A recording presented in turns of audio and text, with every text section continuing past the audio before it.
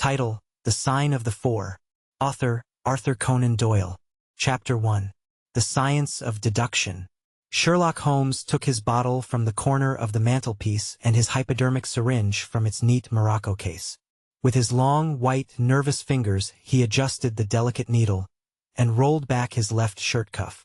For some little time his eyes rested thoughtfully upon the sinewy forearm and wrist all dotted and scarred with innumerable puncture marks. Finally he thrust the sharp point home, pressed down the tiny piston, and sank back into the velvet-lined armchair with a long sigh of satisfaction.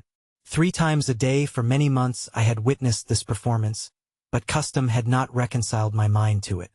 On the contrary, from day to day I had become more irritable at the sight, and my conscience swelled nightly within me at the thought that I had lacked the courage to protest. Again and again I had registered a vow that I should deliver my soul upon the subject, but there was that in the cool, nonchalant air of my companion which made him the last man with whom one would care to take anything approaching to a liberty. His great powers, his masterly manner, and the experience which I had had of his many extraordinary qualities, all made me diffident and backward in crossing him. Yet upon that afternoon, whether it was the bone which I had taken with my lunch, or the additional exasperation produced by the extreme deliberation of his manner, I suddenly felt that I could hold out no longer. "Which is it today?" I asked. "Morphine or cocaine?" He raised his eyes languidly from the old black-letter volume which he had opened. "It is cocaine," he said, "a 7% solution. Would you care to try it?" "No, indeed," I answered brusquely. "My constitution has not got over the Afghan campaign yet. I cannot afford to throw any extra strain upon it." He smiled at my vehemence. "Perhaps you are right, Watson," he said. "I suppose that its influence is physically a bad one. I find it, however, so transcendently stimulating and clarifying to the mind that its secondary action is a matter of small moment. But consider," I said earnestly, "count the cost. Your brain may, as you say, be roused and excited, but it is a pathological and morbid process, which involves increased tissue change and may at last leave a permanent weakness. Too, what a black reaction comes upon you. Surely the game is hardly worth the candle. Why should you, for a mere passing pleasure, risk the loss of those great powers with which you have been endowed? Remember that I speak not only as one comrade to another, but as a medical man to one for whose constitution he is to some extent answerable." He did not seem offended. On the contrary, he put his fingertips together and leaned his elbows on the arms of his chair, like one who has a relish for conversation. "My mind," he said, "rebels at stagnation.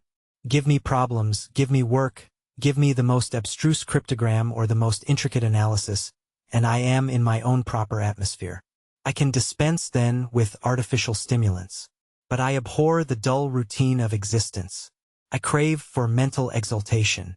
That is why I have chosen my own particular profession, or rather created it, for I am the only one in the world." "The only unofficial detective?" I said, raising my eyebrows. "The only unofficial consulting detective," he answered. "I am the last and highest court of appeal in detection. When Gregson or Lestrade or Athelney Jones are out of their depths, which, by the way, is their normal state, the matter is laid before me. I examine the data as an expert and pronounce a specialist's opinion. I claim no credit in such cases. My name figures in no newspaper. The work itself, the pleasure of finding a field for my peculiar powers, is my highest reward. But you have yourself had some experience of my methods of work in the Jefferson Hope case." "Yes, indeed," said I cordially. "I was never so struck by anything in my life. I even embodied it in a small brochure with the somewhat fantastic title of A Study in Scarlet." He shook his head sadly. "I glanced over it," said he. "Honestly, I cannot congratulate you upon it. Detection is, or ought to be, an exact science, and should be treated in the same cold and unemotional manner. You have attempted to tinge it with romanticism, which produces much the same effect as if you worked a love story or an elopement into the 5th proposition of Euclid. But the romance was there," I remonstrated. "I could not tamper with the facts. Some facts should be suppressed, or at least a just sense of proportion should be observed in treating them. The only point in the case which deserved mention was the curious analytical reasoning from effects to causes by which I succeeded in unraveling it. I was annoyed at this criticism of a work which had been specially designed to please him. I confess, too, that I was irritated by the egotism which seemed to demand that every line of my pamphlet should be devoted to his own special doings. More than once during the years that I had lived with him in Baker Street I had observed that a small vanity underlay my companion's quiet and didactic manner. I made no remark, however, but sat nursing my wounded leg. I had a Jezile bullet through it some time before, and, though it did not prevent me from walking, it ached wearily at every change of the weather. My practice has extended recently to the continent, said Holmes after a while, filling up his old briar-root pipe. I was consulted last week by François Le Villard, who, as you probably know, has come rather to the front lately in the French detective service. He has all the Celtic power of quick intuition, but he is deficient in the wide range of exact knowledge which is essential to the higher developments of his art. The case was concerned with a will, and possessed some features of interest. I was able to refer him to two parallel cases, the one at Riga in 1857, and the other at St. Louis in 1871, which have suggested to him the true solution. Here is the letter which I had this morning acknowledging my assistance. He tossed over, as he spoke, a crumpled sheet of foreign notepaper. I glanced my eyes down it, catching a profusion of notes of admiration, with stray magnifiques, coups de maîtres and tours de force, all testifying to the ardent admiration of the Frenchman. He speaks as a pupil to his master, said I. Oh, he rates my assistance too highly, said Sherlock Holmes, lightly. He has considerable gifts himself. He possesses 2 out of the 3 qualities necessary for the ideal detective. He has the power of observation and that of deduction. He is only wanting in knowledge, and that may come in time. He is now translating my small works into French. Your works? Oh, didn't you know? He cried, laughing. Yes, I have been guilty of several monographs. They are all upon technical subjects. Here, for example, is one upon the distinction between the ashes of the various tobaccos. In it I enumerate 140 forms of cigar dash, cigarette dash, and pipe tobacco, with colored plates illustrating the difference in the ash. It is a point which is continually turning up in criminal trials, and which is sometimes of supreme importance as a clue. If you can say definitely, for example, that some murder has been done by a man who was smoking an Indian lunka, it obviously narrows your field of search. To the trained eye there is as much difference between the black ash of a trichinopoly and the white fluff of bird's eye as there is between a cabbage and a potato. You have an extraordinary genius for minutiae, I remarked. I appreciate their importance. Here is my monograph upon the tracing of footsteps, with some remarks upon the uses of plaster of Paris as a preserver of impresses. Here, too, is a curious little work upon the influence of a trade upon the form of the hand, with lithotypes of the hands of slaters, sailors, cork cutters, compositors, weavers, and diamond polishers. That is a matter of great practical interest to the scientific detective, especially in cases of unclaimed bodies, or in discovering the antecedents of criminals. But I weary you with my hobby. Not at all, I answered earnestly. It is of the greatest interest to me, especially since I have had the opportunity of observing your practical application of it. But you spoke just now of observation and deduction. Surely the one to some extent implies the other. Why, hardly, he answered, leaning back luxuriously in his armchair, and sending up thick blue wreaths from his pipe. For example, observation shows me that you have been to the Wigmore Street post office this morning, but deduction lets me know that when there you dispatched a telegram. Right, said I. Right on both points. But I confess that I don't see how you arrived at it. It was a sudden impulse upon my part, and I have mentioned it to no one. It is simplicity itself, he remarked, chuckling at my surprise. So absurdly simple that an explanation is superfluous, and yet it may serve to define the limits of observation and of deduction. Observation tells me that you have a little reddish mold adhering to your instep.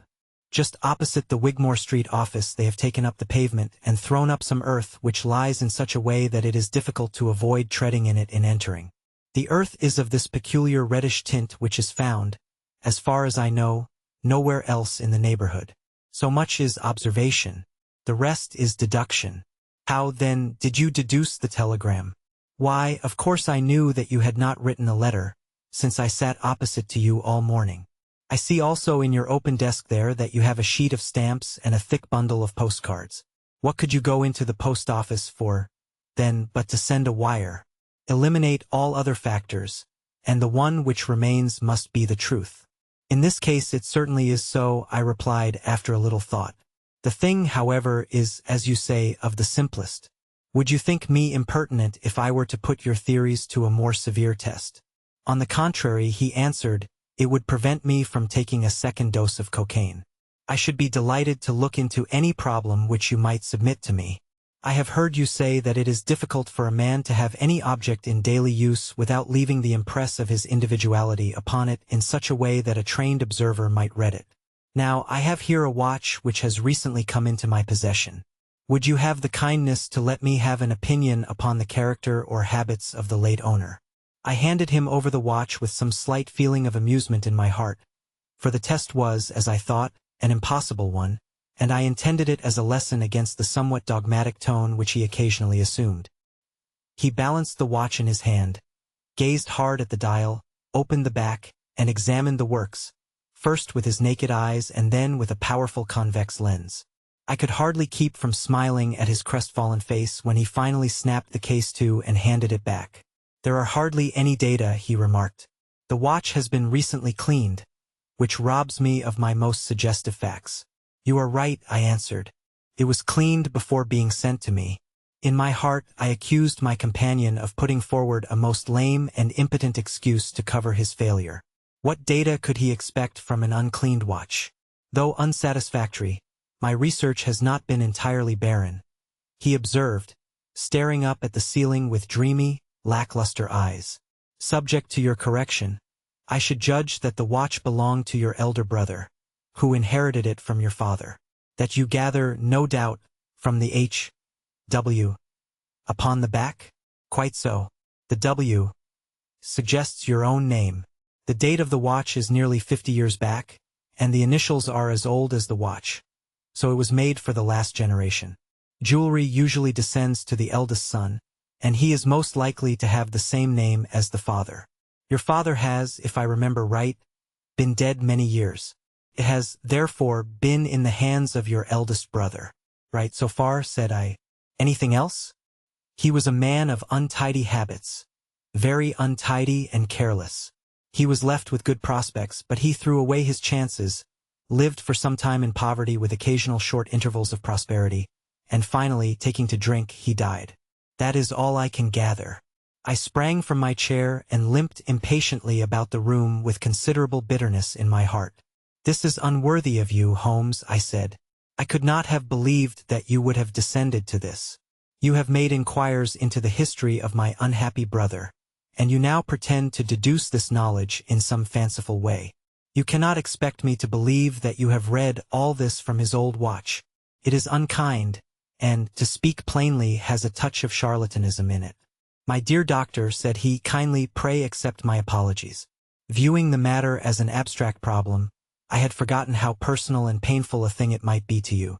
I assure you, however, that I never even knew that you had a brother until you handed me the watch. Then how in the name of all that is wonderful did you get these facts? They are absolutely correct in every particular. Ah, that is good luck. I could only say what was the balance of probability. I did not at all expect to be so accurate. But it was not mere guesswork? No, I never guess. It is a shocking habit, destructive to the logical faculty.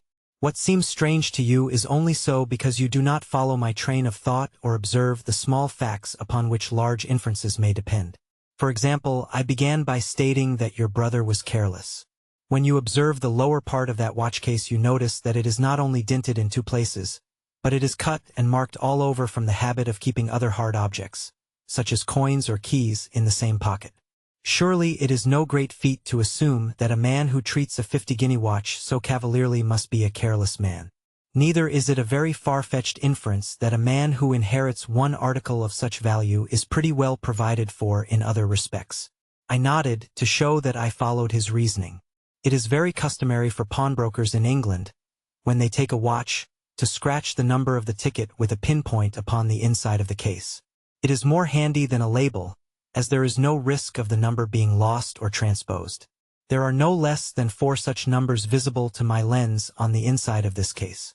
Inference, that your brother was often at low water. Secondary inference, that he had occasional bursts of prosperity, or he could not have redeemed the pledge.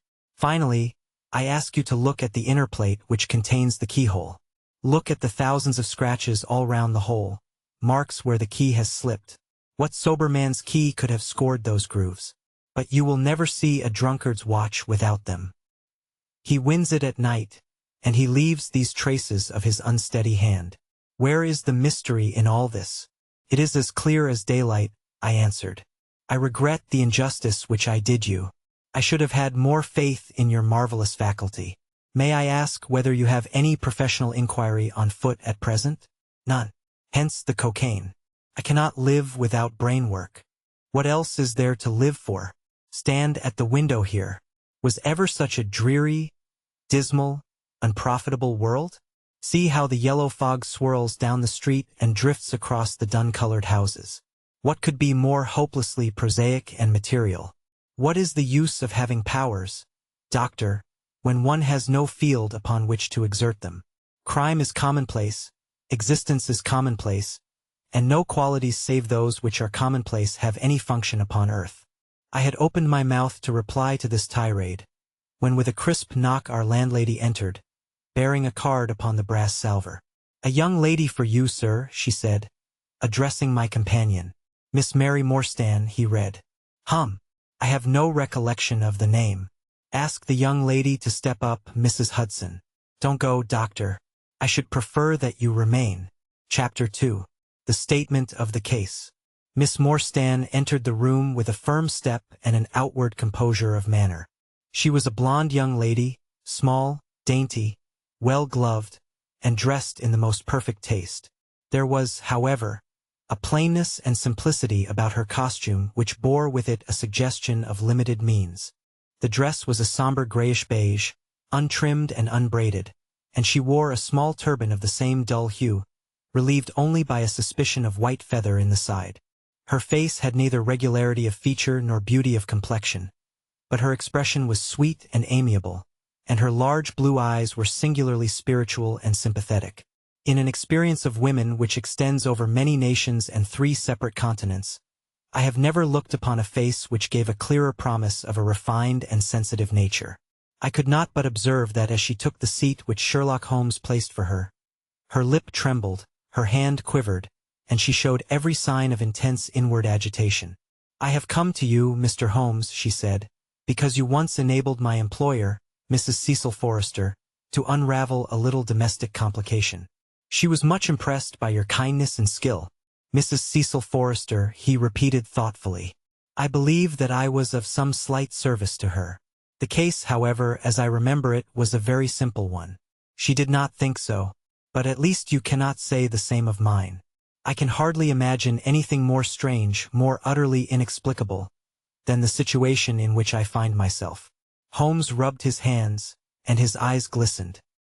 He leaned forward in his chair with an expression of extraordinary concentration upon his clear-cut, hawk-like features. "State your case," said he in brisk business tones.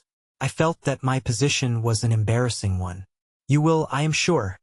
"Excuse me," I said, rising from my chair. To my surprise, the young lady held up her gloved hand to detain me. "If your friend," she said, "would be good enough to stop, he might be of inestimable service to me." I relapsed into my chair. Briefly, she continued, "The facts are these. My father was an officer in an Indian regiment who sent me home when I was quite a child. My mother was dead, and I had no relative in England. I was placed, however, in a comfortable boarding establishment at Edinburgh, and there I remained until I was 17 years of age. In the year 1878 my father, who was senior captain of his regiment, obtained 12 months' leave and came home. He telegraphed to me from London that he had arrived all safe, and directed me to come down at once, giving the Langham Hotel as his address. His message, as I remember, was full of kindness and love. On reaching London I drove to the Langham, and was informed that Captain Morstan was staying there, but that he had gone out the night before and had not yet returned. I waited all day without news of him. That night, on the advice of the manager of the hotel, I communicated with the police, and next morning we advertised in all the papers. Our inquiries led to no result, and from that day to this no word has ever been heard of my unfortunate father.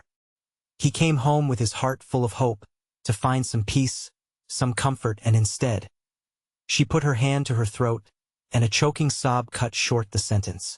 "The date?" asked Holmes, opening his notebook.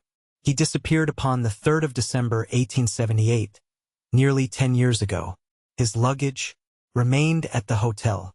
There was nothing in it to suggest a clue. Some clothes, some books, and a considerable number of curiosities from the Andaman Islands. He had been one of the officers in charge of the convict guard there. Had he any friends in town? Only one that we know of, Major Sholto of his own regiment, the 34th Bombay Infantry. The major had retired some little time before, and lived at Upper Norwood. We communicated with him, of course, but he did not even know that his brother officer was in England." "A singular case," remarked Holmes. "I have not yet described to you the most singular part. About 6 years ago, to be exact, upon the 4th of May, 1882, an advertisement appeared in the Times asking for the address of Miss Mary Morstan and stating that it would be to her advantage to come forward. There was no name or address appended. I had at that time just entered the family of Mrs. Cecil Forrester in the capacity of governess. By her advice, I published my address in the advertisement column. The same day there arrived through the post a small cardboard box addressed to me, which I found to contain a very large and lustrous pearl. No word of writing was enclosed. Since then, every year upon the same date, there has always appeared a similar box, containing a similar pearl, without any clue as to the sender. They have been pronounced by an expert to be of a rare variety and of considerable value. You can see for yourselves that they are very handsome." She opened a flat box as she spoke, and showed me 6 of the finest pearls that I had ever seen. "Your statement is most interesting," said Sherlock Holmes. "Has anything else occurred to you?" "Yes, and no later than today. That is why I have come to you. This morning I received this letter, which you will perhaps read for yourself." "Thank you," said Holmes. "The envelope too, please. Postmark, London, S.W. date, July 7th. Man's thumb mark on corner. Probably postman. Best quality paper. Envelopes at 6d. a packet. Particular man in his stationery. No address. Be at the 3rd pillar from the left outside the Lyceum Theatre tonight at 7 o'clock. If you are distrustful, bring 2 friends. You are a wronged woman, and shall have justice. Do not bring police. If you do, all will be in vain. Your unknown friend." "Well, really, this is a very pretty little mystery. What do you intend to do, Miss Morstan?" "That is exactly what I want to ask you." "Then we shall most certainly go. You and I and, yes, why, Dr. Watson is the very man. Your correspondent says 2 friends. He and I have worked together before. But would he come?" she asked, with something appealing in her voice and expression. "I should be proud and happy," said I fervently, "if I can be of any service." "You are both very kind," she answered. "I have led a retired life, and have no friends whom I could appeal to. If I am here at 6 it will do, I suppose?" "You must not be later," said Holmes. "There is one other point, however. Is this handwriting the same as that upon the pearl box addresses?" "I have them here," she answered, producing half a dozen pieces of paper. "You are certainly a model client. You have the correct intuition. Let us see now." He spread out the papers upon the table, and gave little darting glances from one to the other. "They are disguised hands, except the letter," he said presently, "but there can be no question as to the authorship.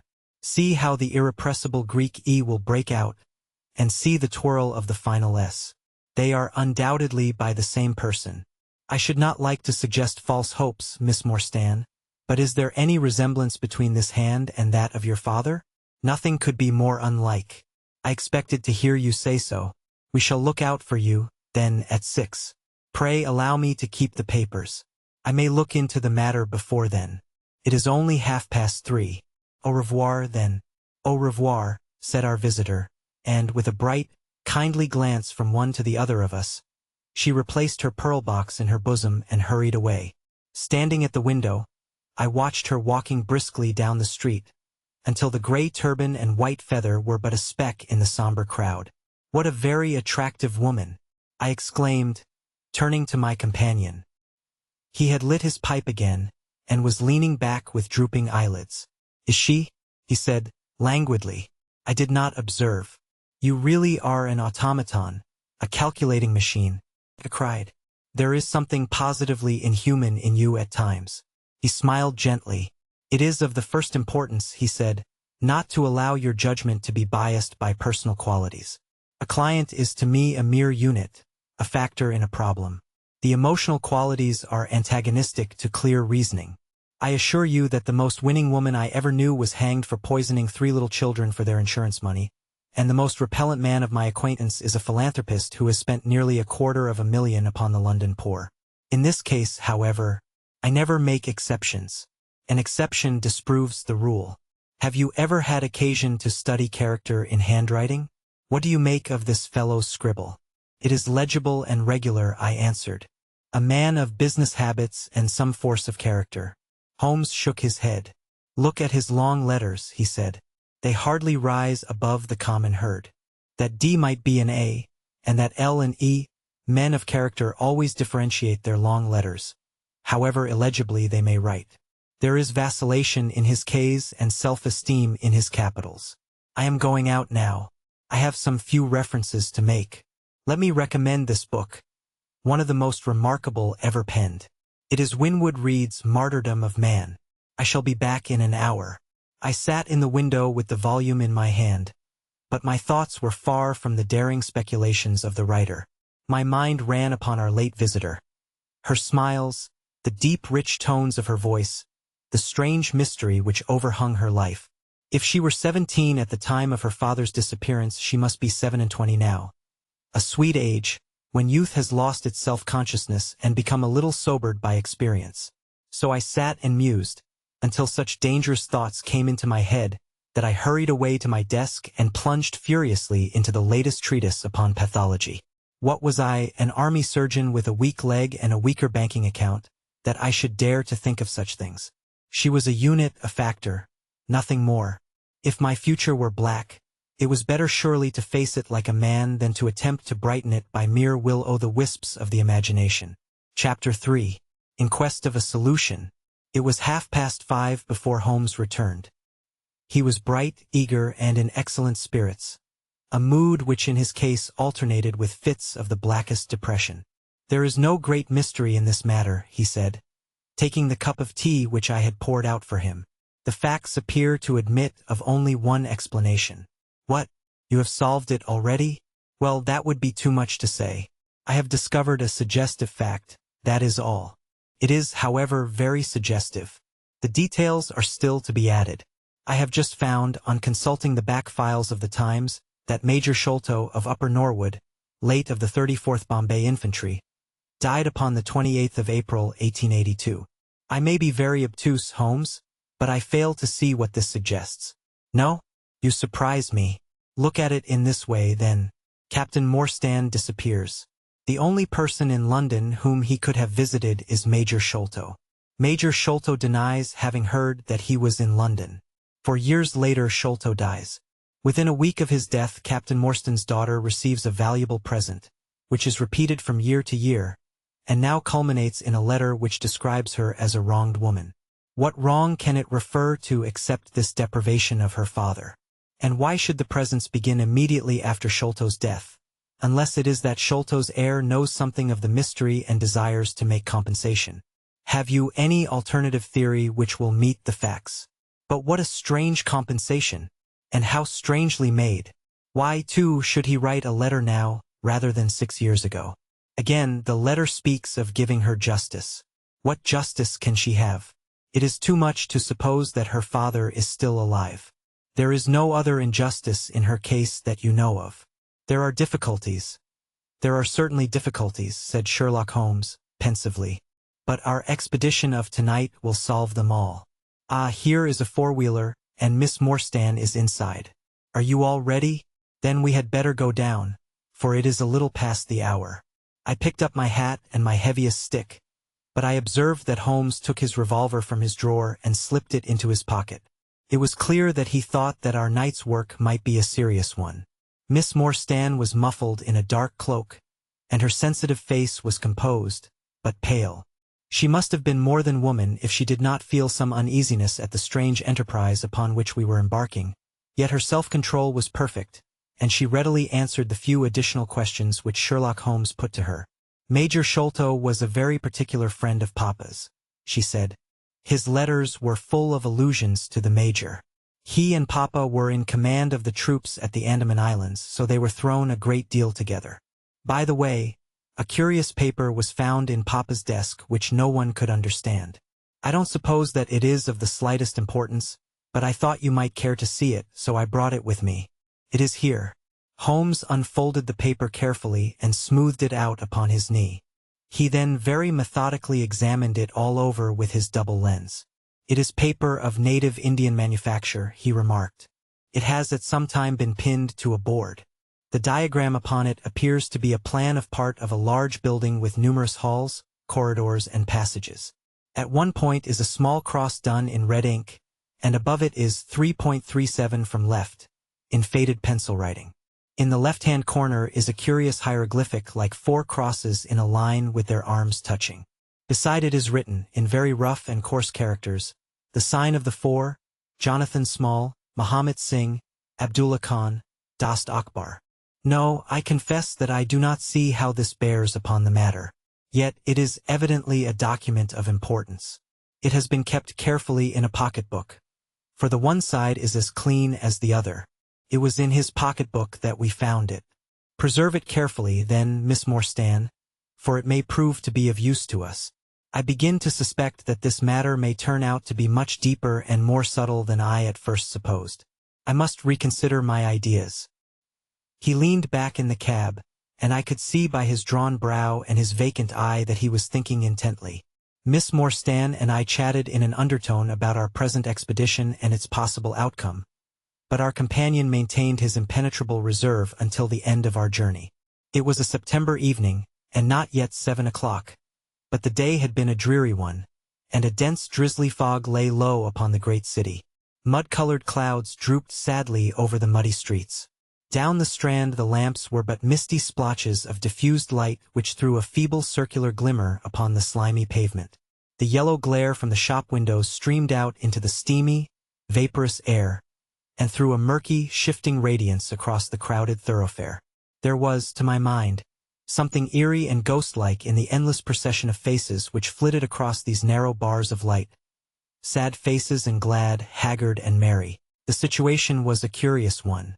We were driving to an unknown place on an unknown errand. Yet our invitation was either a complete hoax, which was an inconceivable hypothesis, or else we had good reason to think that important issues might hang upon our journey. Miss Morstan's demeanor was as resolute and collected as ever. I endeavored to cheer and amuse her by reminiscences of my adventures in Afghanistan. But, to tell the truth, I was myself so excited at our situation and so curious as to our destination that my stories were slightly involved. To this day she declares that I told her one moving anecdote as to how a musket looked into my tent at the dead of night, and how I fired a double-barreled tiger cub at it. At first I had some idea as to the direction in which we were driving, but soon, what with our pace, the fog, and my own limited knowledge of London, I lost my bearings and knew nothing, save that we seemed to be going a very long way. Sherlock Holmes was never at fault, however, and he muttered the names as the cab rattled through squares and in and out by tortuous by-streets. Rochester Row, said he. Now Vincent Square. Now we come out on the Vauxhall Bridge Road. We are making for the Surrey side, apparently. Yes, I thought so. Now we are on the bridge. You can catch glimpses of the river. We did indeed get a fleeting view of a stretch of the Thames with the lamps shining upon the broad, silent water. But our cab dashed on, and was soon involved in a labyrinth of streets upon the other side. Wordsworth Road, said my companion. Priory Road, Lark Hall Lane, Stockwell Place, Robert Street, Cold Harbor Lane. Our quest does not appear to take us to very fashionable regions. We had, indeed, reached a questionable and forbidding neighborhood. Long lines of dull brick houses were only relieved by the coarse glare and tawdry brilliancy of public houses at the corner. Then came rows of two-storied villas, each with a fronting of miniature garden, and then again interminable lines of new staring brick buildings, the monster tentacles which the giant city was throwing out into the country. At last the cab drew up at the third house in a new terrace. None of the other houses were inhabited, and that at which we stopped was as dark as its neighbors, save for a single glimmer in the kitchen window. On our knocking, however, the door was instantly thrown open by a Hindu servant clad in a yellow turban, white loose-fitting clothes, and a yellow sash. There was something strangely incongruous in this oriental figure framed in the commonplace doorway of a third-rate suburban dwelling-house. "The Sahib awaits you," said he, and even as he spoke there came a high piping voice from some inner room. "Show them in to me, Kitmitgar," it cried. "Show them straight in to me." Chapter 4. The Story of the Bald-Headed Man. We followed the Indian down a sordid and common passage, ill-lit and worse furnished, until he came to a door upon the right, which he threw open. A blaze of yellow light streamed out upon us, and in the center of the glare there stood a small man with a very high head, a bristle of red hair all round the fringe of it, and a bald, shining scalp which shot out from among it like a mountain peak from fir trees. He writhed his hands together as he stood, and his features were in a perpetual jerk, now smiling, now scowling, but never for an instant in repose. Nature had given him a pendulous lip, and a too visible line of yellow and irregular teeth, which he strove feebly to conceal by constantly passing his hand over the lower part of his face. In spite of his obtrusive baldness, he gave the impression of youth. In point of fact, he had just turned his 30th year. "Your servant, Miss Morstan," he kept repeating, in a thin, high voice. "Your servant, gentlemen. Pray step into my little sanctum. A small place, miss, but furnished to my own liking. An oasis of art in the howling desert of South London." We were all astonished by the appearance of the apartment into which he invited us. In that sorry house it looked as out of place as a diamond of the first water in a setting of brass. The richest and glossiest of curtains and tapestries draped the walls, looped back here and there to expose some richly mounted painting or oriental vase. The carpet was of amber and black, so soft and so thick that the foot sank pleasantly into it, as into a bed of moss. Two great tiger skins thrown athwart it increased the suggestion of Eastern luxury, as did a huge hookah which stood upon a mat in the corner. A lamp in the fashion of a silver dove was hung from an almost invisible golden wire in the center of the room. As it burned it filled the air with a subtle and aromatic odor. "Mr. Thaddeus Sholto," said the little man, still jerking and smiling. "That is my name. You are Miss Morstan, of course. And these gentlemen, this is Mr. Sherlock Holmes, and this is Dr. Watson." "A doctor, eh?" cried he, much excited. "Have you your stethoscope? Might I ask you, would you have the kindness? I have grave doubts as to my mitral valve, if you would be so very good. The aortic I may rely upon, but I should value your opinion upon the mitral." I listened to his heart, as requested, but was unable to find anything amiss, save indeed that he was in an ecstasy of fear, for he shivered from head to foot. "It appears to be normal," I said. "You have no cause for uneasiness." "You will excuse my anxiety, Miss Morstan," he remarked airily. "I am a great sufferer, and I have long had suspicions as to that valve. I am delighted to hear that they are unwarranted. Had your father, Miss Morstan, refrained from throwing a strain upon his heart, he might have been alive now. I could have struck the man across the face. So hot was I at this callous and offhand reference to so delicate a matter." Miss Morstan sat down, and her face grew white to the lips. "I knew in my heart that he was dead," said she. "I can give you every information," said he, "and what is more, I can do you justice. And I will, too, whatever Brother Bartholomew may say. I am so glad to have your friends here, not only as an escort to you, but also as witnesses to what I am about to do and say. The three of us can show a bold front to Brother Bartholomew. But let us have no outsiders, no police or officials. We can settle everything satisfactorily among ourselves, without any interference. Nothing would annoy Brother Bartholomew more than any publicity."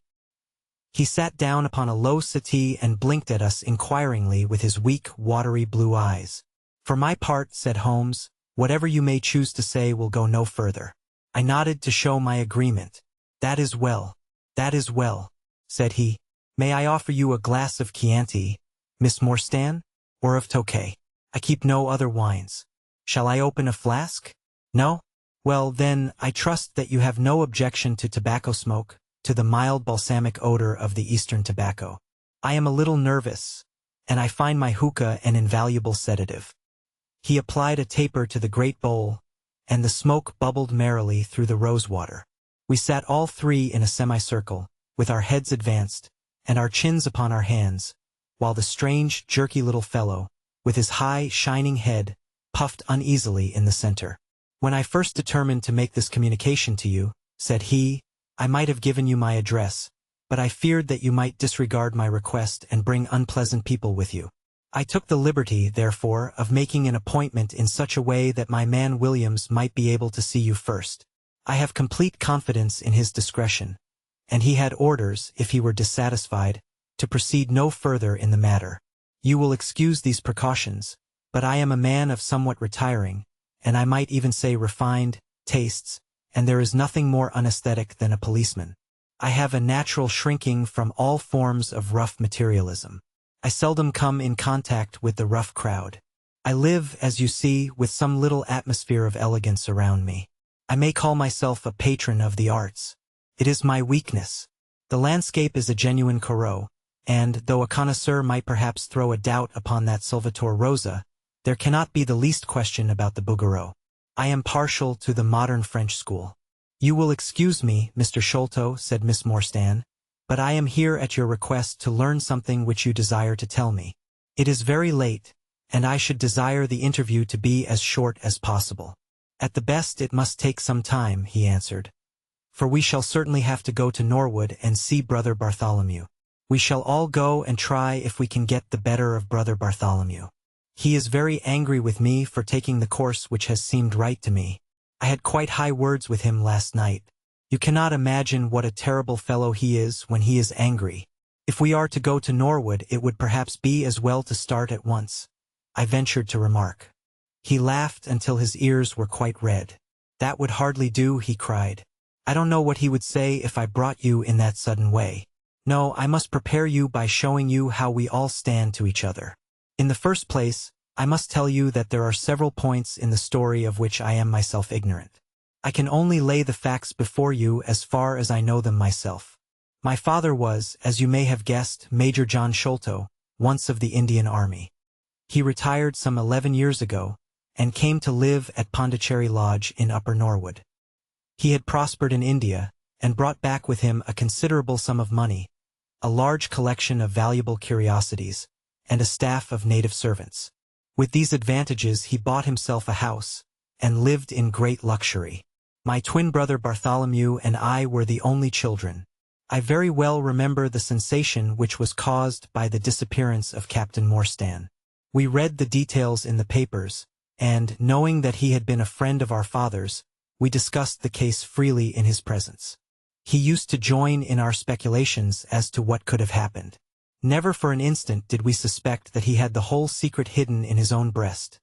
That of all men he alone knew the fate of Arthur Morstan. We did know, however, that some mystery, some positive danger, overhung our father. He was very fearful of going out alone, and he always employed 2 prize-fighters to act as porters at Pondicherry Lodge. Williams, who drove you tonight, was one of them. He was once lightweight champion of England. Our father would never tell us what it was he feared, but he had a most marked aversion to men with wooden legs. On one occasion he actually fired his revolver at a wooden-legged man, who proved to be a harmless tradesman canvassing for orders. We had to pay a large sum to hush the matter up. My brother and I used to think this a mere whim of my father's, but events have since led us to change our opinion. Early in 1882 my father received a letter from India which was a great shock to him. He nearly fainted at the breakfast table when he opened it, and from that day he sickened to his death. What was in the letter we could never discover, but I could see as he held it that it was short and written in a scrawling hand. He had suffered for years from an enlarged spleen, but he now became rapidly worse, and towards the end of April we were informed that he was beyond all hope, and that he wished to make a last communication to us. When we entered his room he was propped up with pillows and breathing heavily. He besought us to lock the door and to come upon either side of the bed. Then, grasping our hands, he made a remarkable statement to us, in a voice which was broken as much by emotion as by pain. I shall try and give it to you in his own very words. I have only one thing, he said, which weighs upon my mind at this supreme moment. It is my treatment of poor Morstan's orphan. The cursed greed which has been my besetting sin through life has withheld from her the treasure, half at least of which should have been hers. And yet I have made no use of it myself. So blind and foolish a thing is avarice. The mere feeling of possession has been so dear to me that I could not bear to share it with another. See that chaplet dipped with pearls beside the quinine bottle. Even that I could not bear to part with, although I had got it out with the design of sending it to her. You, my sons, will give her a fair share of the Agra treasure. But send her nothing, not even the chaplet, until I am gone. After all, men have been as bad as this and have recovered. I will tell you how Morstan died, he continued. He had suffered for years from a weak heart, but he concealed it from everyone. I alone knew it. When in India, he and I, through a remarkable chain of circumstances, came into possession of a considerable treasure. I brought it over to England, and on the night of Morstan's arrival he came straight over here to claim his share. He walked over from the station, and was admitted by my faithful old Lal Chowdar, who is now dead. Morstan and I had a difference of opinion as to the division of the treasure, and we came to heated words. Morstan had sprung out of his chair in a paroxysm of anger, when he suddenly pressed his hand to his side. His face turned a dusky hue, and he fell backwards, cutting his head against the corner of the treasure chest. When I stooped over him I found, to my horror, that he was dead. For a long time I sat half distracted, wondering what I should do. My first impulse was, of course, to call for assistance, but I could not but recognize that there was every chance that I would be accused of his murder. His death at the moment of a quarrel, and the gash in his head, would be black against me. Again, an official inquiry could not be made without bringing out some facts about the treasure, which I was particularly anxious to keep secret. He had told me that no soul upon earth knew where he had gone.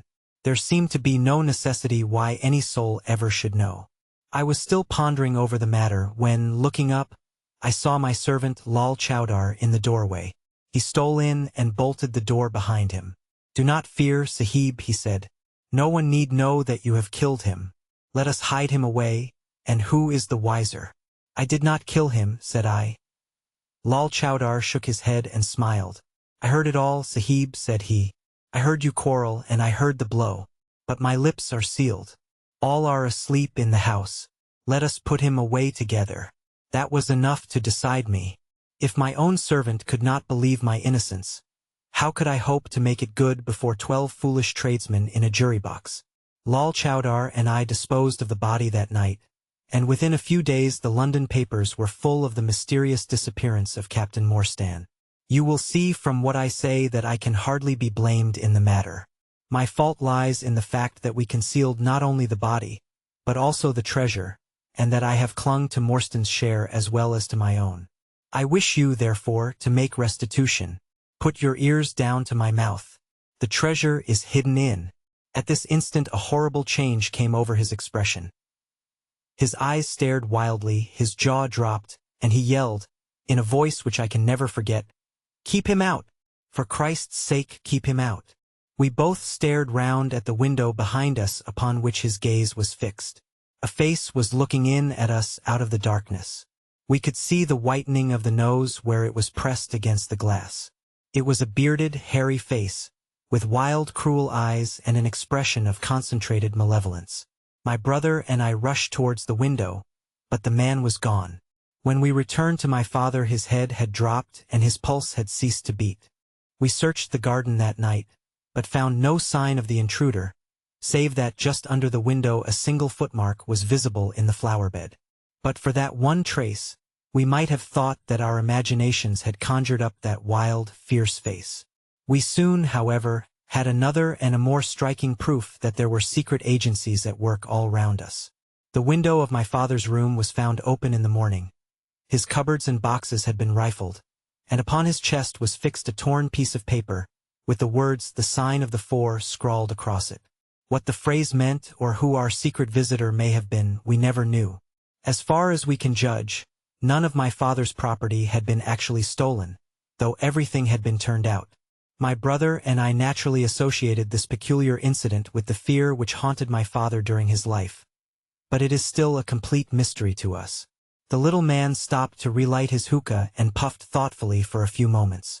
We had all sat absorbed, listening to his extraordinary narrative. At the short account of her father's death, Miss Morstan had turned deadly white, and for a moment I feared that she was about to faint. She rallied, however, on drinking a glass of water which I quietly poured out for her from a Venetian carafe upon the side table. Sherlock Holmes leaned back in his chair with an abstracted expression and the lids drawn low over his glittering eyes. As I glanced at him, I could not but think how on that very day he had complained bitterly of the commonplaceness of life. Here at least was a problem which would tax his sagacity to the utmost.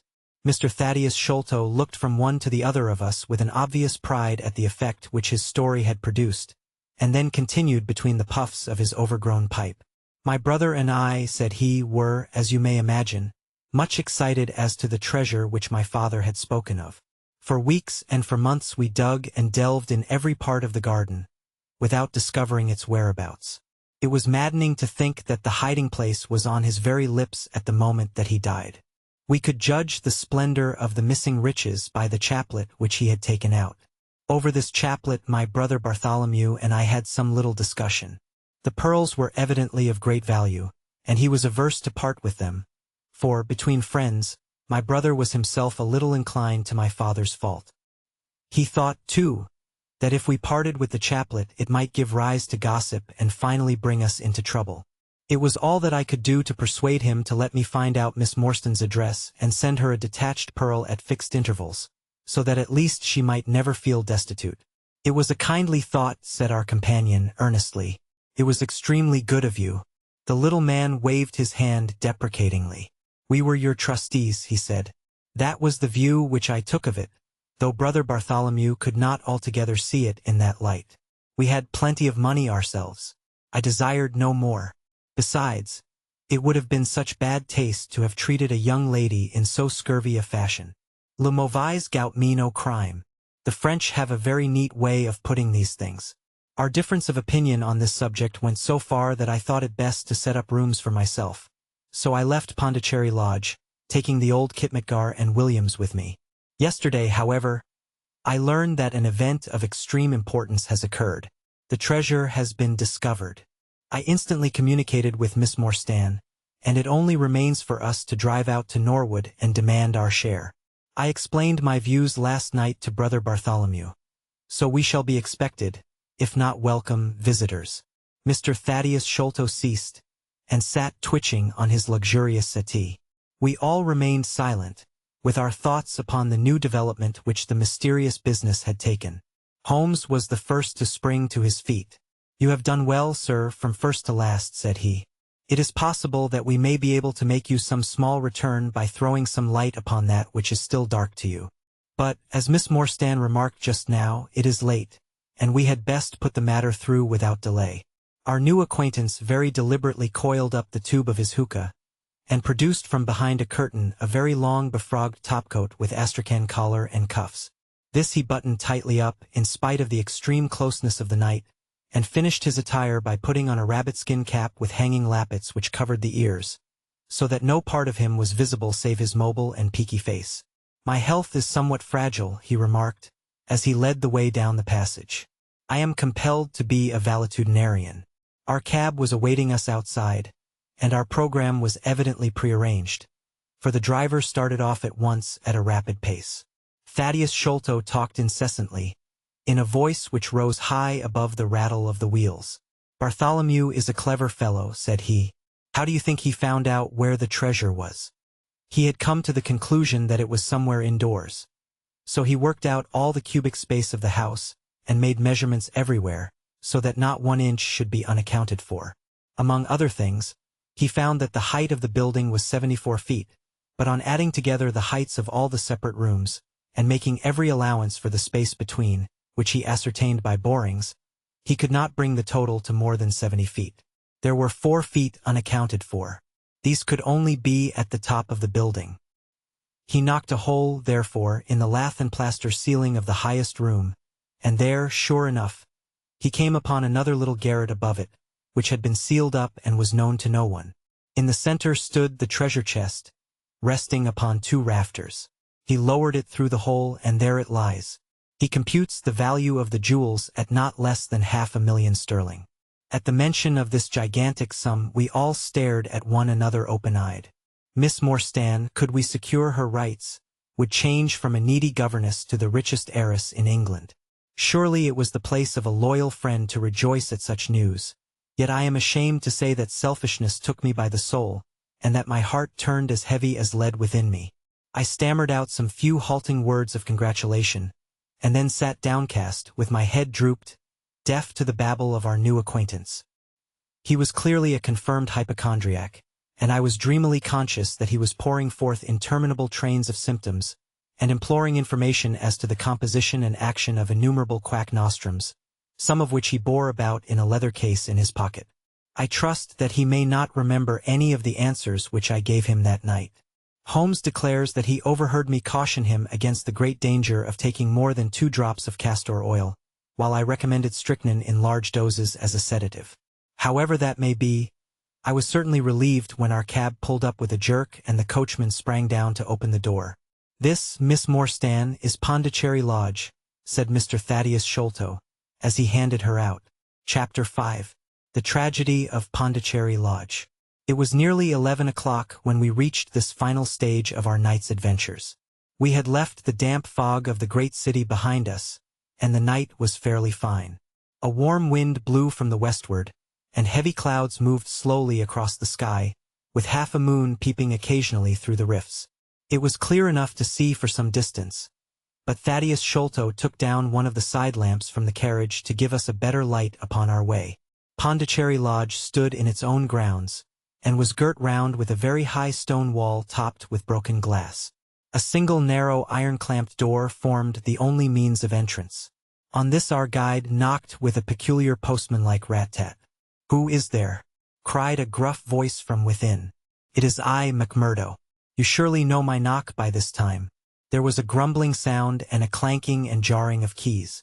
The door swung heavily back, and a short, deep-chested man stood in the opening, with the yellow light of the lantern shining upon his protruded face and twinkling distrustful eyes. "That you, Mr. Thaddeus? But who are the others? I had no orders about them from the master." "No, McMurdo? You surprise me. I told my brother last night that I should bring some friends. He ain't been out of his room today, Mr. Thaddeus, and I have no orders. You know very well that I must stick to regulations. I can let you in, but your friends must just stop where they are." This was an unexpected obstacle. Thaddeus Sholto looked about him in a perplexed and helpless manner. "This is too bad of you, McMurdo," he said. "If I guarantee them, that is enough for you.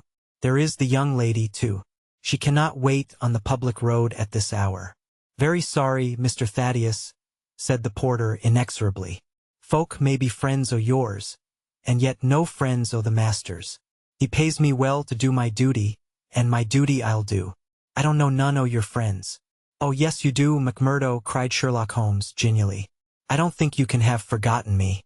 Don't you remember the amateur who fought 3 rounds with you at Allison's rooms on the night of your benefit 4 years back?" "Not Mr. Sherlock Holmes," roared the prize-fighter. "God's truth, how could I have mistook you? If instead of standin' there so quiet you had just stepped up and given me that cross hit of yours under the jaw, I'd ha' known you without a question. Ah, you're one that has wasted your gifts, you have. You might have aimed high if you had joined the fancy. You see, Watson, if all else fails me, I have still one of the scientific professions open to me," said Holmes, laughing. "Our friend won't keep us out in the cold now, I am sure." "In you come, sir, in you come, you and your friends," he answered. "Very sorry, Mr. Thaddeus, but orders are very strict. Had to be certain of your friends before I let them in."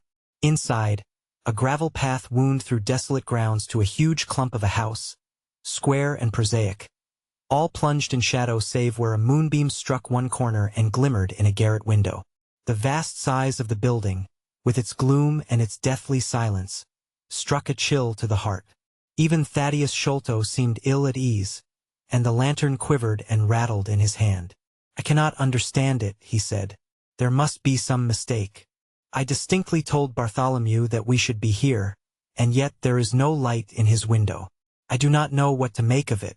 "Does he always guard the premises in this way?" asked Holmes. "Yes, he has followed my father's custom. He was the favorite son, and I sometimes think that my father may have told him more than he ever told me. That is Bartholomew's window up there where the moonshine strikes. It is quite bright, but there is no light from within, I think." "None," said Holmes. "But I see the glint of a light in that little window beside the door.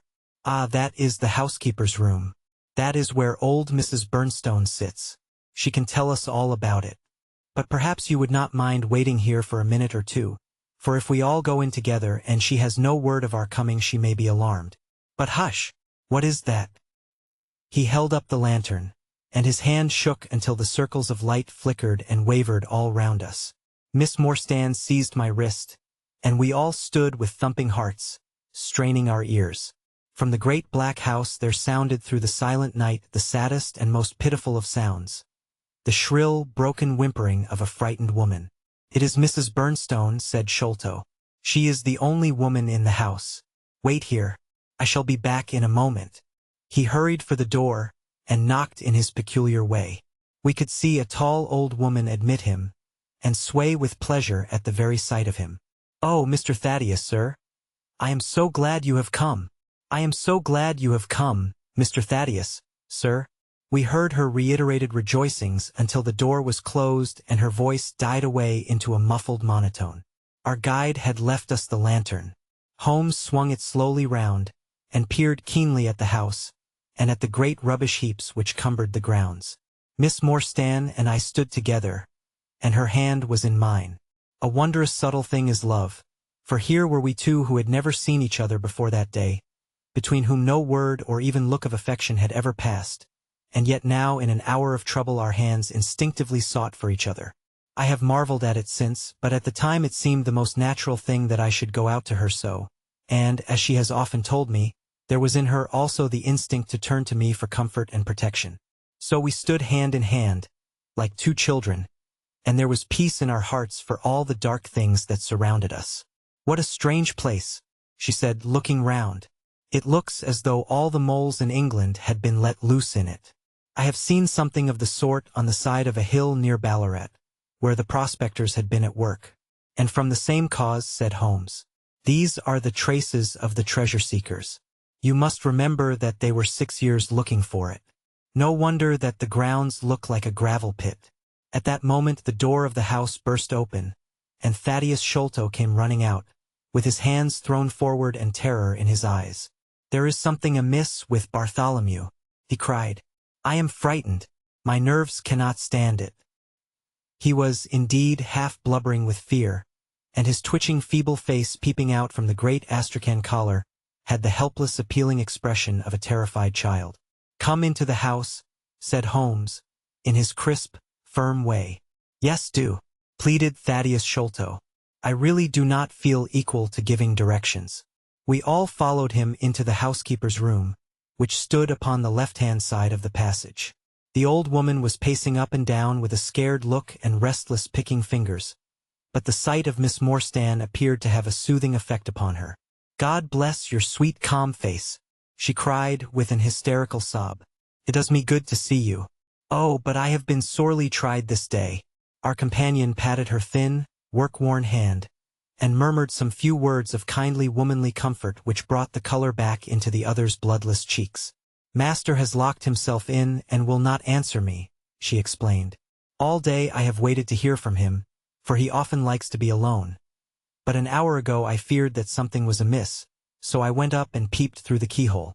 You must go up, Mr. Thaddeus. You must go up and look for yourself. I have seen Mr. Bartholomew Sholto in joy and in sorrow for 10 long years, but I never saw him with such a face on him as that." Sherlock Holmes took the lamp and led the way, for Thaddeus Sholto's teeth were chattering in his head. So shaken was he that I had to pass my hand under his arm as we went up the stairs, for his knees were trembling under him. Twice as we ascended, Holmes whipped his lens out of his pocket and carefully examined marks which appeared to me to be mere shapeless smudges of dust upon the cocoanut matting which served as a stair carpet. He walked slowly from step to step, holding the lamp, and shooting keen glances to right and left. Miss Morstan had remained behind with the frightened housekeeper. The third flight of stairs ended in a straight passage of some length, with a great picture in Indian tapestry upon the right of it and 3 doors upon the left. Holmes advanced along it in the same slow and methodical way, while we kept close at his heels, with our long black shadows streaming backwards down the corridor. The third door was that which we were seeking. Holmes knocked without receiving any answer, and then tried to turn the handle and force it open. It was locked on the inside, however, and by a broad and powerful bolt, as we could see when we set our lamp up against it. The key being turned, however, the hole was not entirely closed. Sherlock Holmes bent down to it, and instantly rose again with a sharp intaking of the breath. "There is something devilish in this, Watson," said he, more moved than I had ever before seen him. "What do you make of it?" I stooped to the hole and recoiled in horror. Moonlight was streaming into the room, and it was bright with a vague and shifty radiance.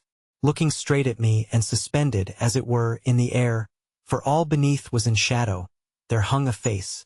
The very face of our companion Thaddeus. There was the same high, shining head, the same circular bristle of red hair, the same bloodless countenance. The features were set, however, in a horrible smile, a fixed and unnatural grin, which in that still and moonlit room was more jarring to the nerves than any scowl or contortion. So like was the face to that of our little friend that I looked round at him to make sure that he was indeed with us. Then I recalled to mind that he had mentioned to us that his brother and he were twins. "This is terrible," I said to Holmes. "What is to be done?" "The door must come down," he answered, and, springing against it, he put all his weight upon the lock. It creaked and groaned, but did not yield. Together we flung ourselves upon it once more, and this time it gave way with a sudden snap, and we found ourselves within Bartholomew Sholto's chamber. It appeared to have been fitted up as a chemical laboratory. A double line of glass-stoppered bottles was drawn up upon the wall opposite the door, and the table was littered over with Bunsen burners, test tubes, and retorts. In the corners stood carboys of acid in wicker baskets. One of these appeared to leak or to have been broken, for a stream of dark-colored liquid had trickled out from it, and the air was heavy with a peculiarly pungent, tar-like odor. A set of steps stood at one side of the room, in the midst of a litter of lath and plaster, and above them there was an opening in the ceiling large enough for a man to pass through. At the foot of the steps a long coil of rope was thrown carelessly together. By the table, in a wooden armchair, the master of the house was seated all in a heap, with his head sunk upon his left shoulder, and that ghastly, inscrutable smile upon his face. He was stiff and cold, and had clearly been dead many hours. It seemed to me that not only his features but all his limbs were twisted and turned in the most fantastic fashion. By his hand upon the table there lay a peculiar instrument, a brown, close-grained stick, with a stone head like a hammer, rudely lashed on with coarse twine. Beside it was a torn sheet of notepaper with some words scrawled upon it. Holmes glanced at it and then handed it to me. "You see," he said, with a significant raising of the eyebrows. In the light of the lantern I read, with a thrill of horror, the sign of the 4. "In God's name, what does it all mean?" I asked. "It means murder," said he, stooping over the dead man. I expected it. Look here." He pointed to what looked like a long, dark thorn stuck in the skin just above the ear. "It looks like a thorn," said I. "It is a thorn. You may pick it out. But be careful, for it is poisoned." I took it up between my finger and thumb. It came away from the skin so readily that hardly any mark was left behind. One tiny speck of blood showed where the puncture had been. "This is all an insoluble mystery to me," said I. "It grows darker instead of clearer."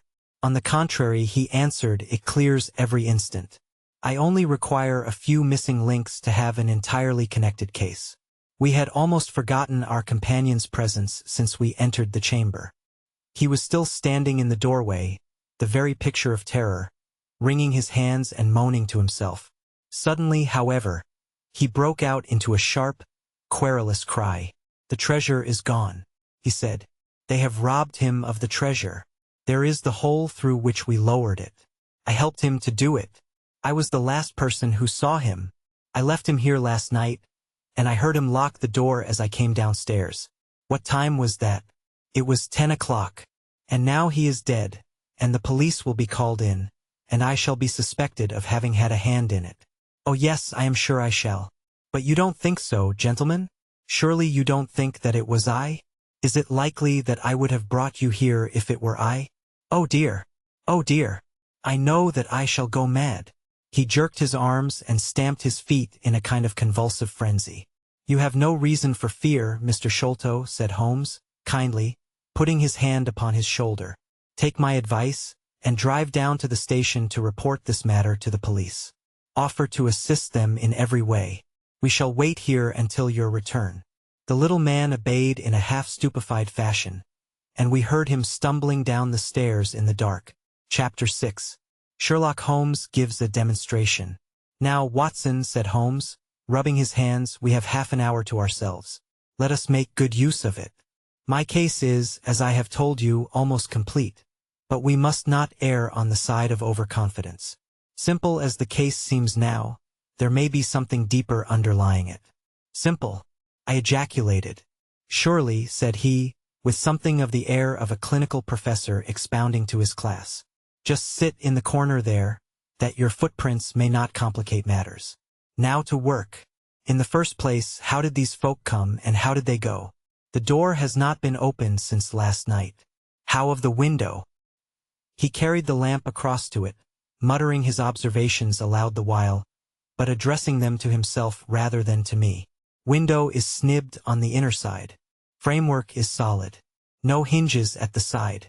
Let us open it. No water pipe near. Roof quite out of reach. Yet a man has mounted by the window. It rained a little last night. Here is the print of a foot in mold upon the sill. And here is a circular muddy mark, and here again upon the floor, and here again by the table. See here, Watson. This is really a very pretty demonstration." I looked at the round, well-defined muddy discs. "This is not a footmark," said I. "It is something much more valuable to us. It is the impression of a wooden stump.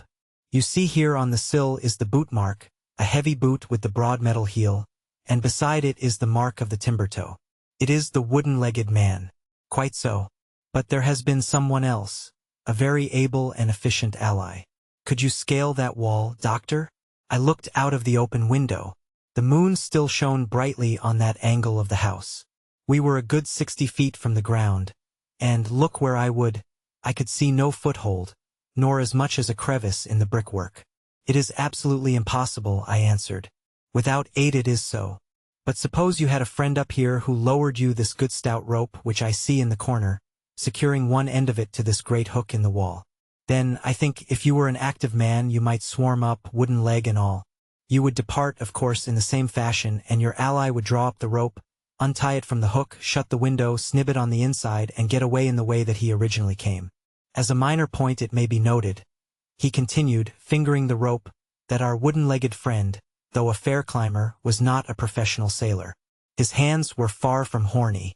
My lens discloses more than one blood mark, especially towards the end of the rope, from which I gather that he slipped down with such velocity that he took the skin off his hand." "This is all very well," said I, "but the thing becomes more unintelligible than ever. How about this mysterious ally? How came he into the room?"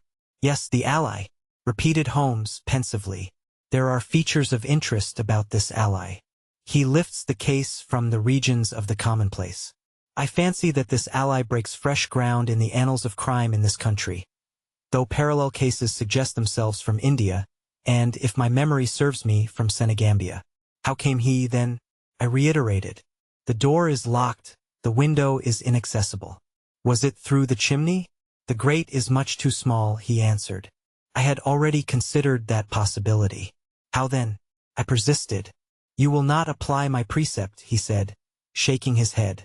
"How often have I said to you that when you have eliminated the impossible, whatever remains, however improbable, must be the truth. We know that he did not come through the door, the window, or the chimney. We also know that he could not have been concealed in the room, as there is no concealment possible. Whence then did he come? He came through the hole in the roof, I cried. Of course he did. He must have done so. If you will have the kindness to hold the lamp for me, we shall now extend our researches to the room above, the secret room in which the treasure was found. He mounted the steps, and, seizing a rafter with either hand, he swung himself up into the garret. Then, lying on his face, he reached down for the lamp and held it while I followed him.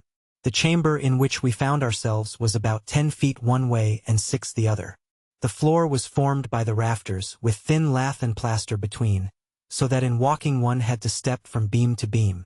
The roof ran up to an apex, and was evidently the inner shell of the true roof of the house. There was no furniture of any sort, and the accumulated dust of years lay thick upon the floor. Here you are, you see, said Sherlock Holmes, putting his hand against the sloping wall. This is a trapdoor which leads out onto the roof. I can press it back, and here is the roof itself, sloping at a gentle angle. This, then, is the way by which number 1 entered. Let us see if we can find any other traces of his individuality. He held down the lamp to the floor, and as he did so I saw for the second time that night a startled, surprised look come over his face. For myself, as I followed his gaze, my skin was cold under my clothes. The floor was covered thickly with the prints of a naked foot. Clear, well-defined, perfectly formed, but scarce half the size of those of an ordinary man. Holmes, I said, in a whisper, a child has done the horrid thing. He had recovered his self-possession in an instant. I was staggered for the moment, he said, but the thing is quite natural.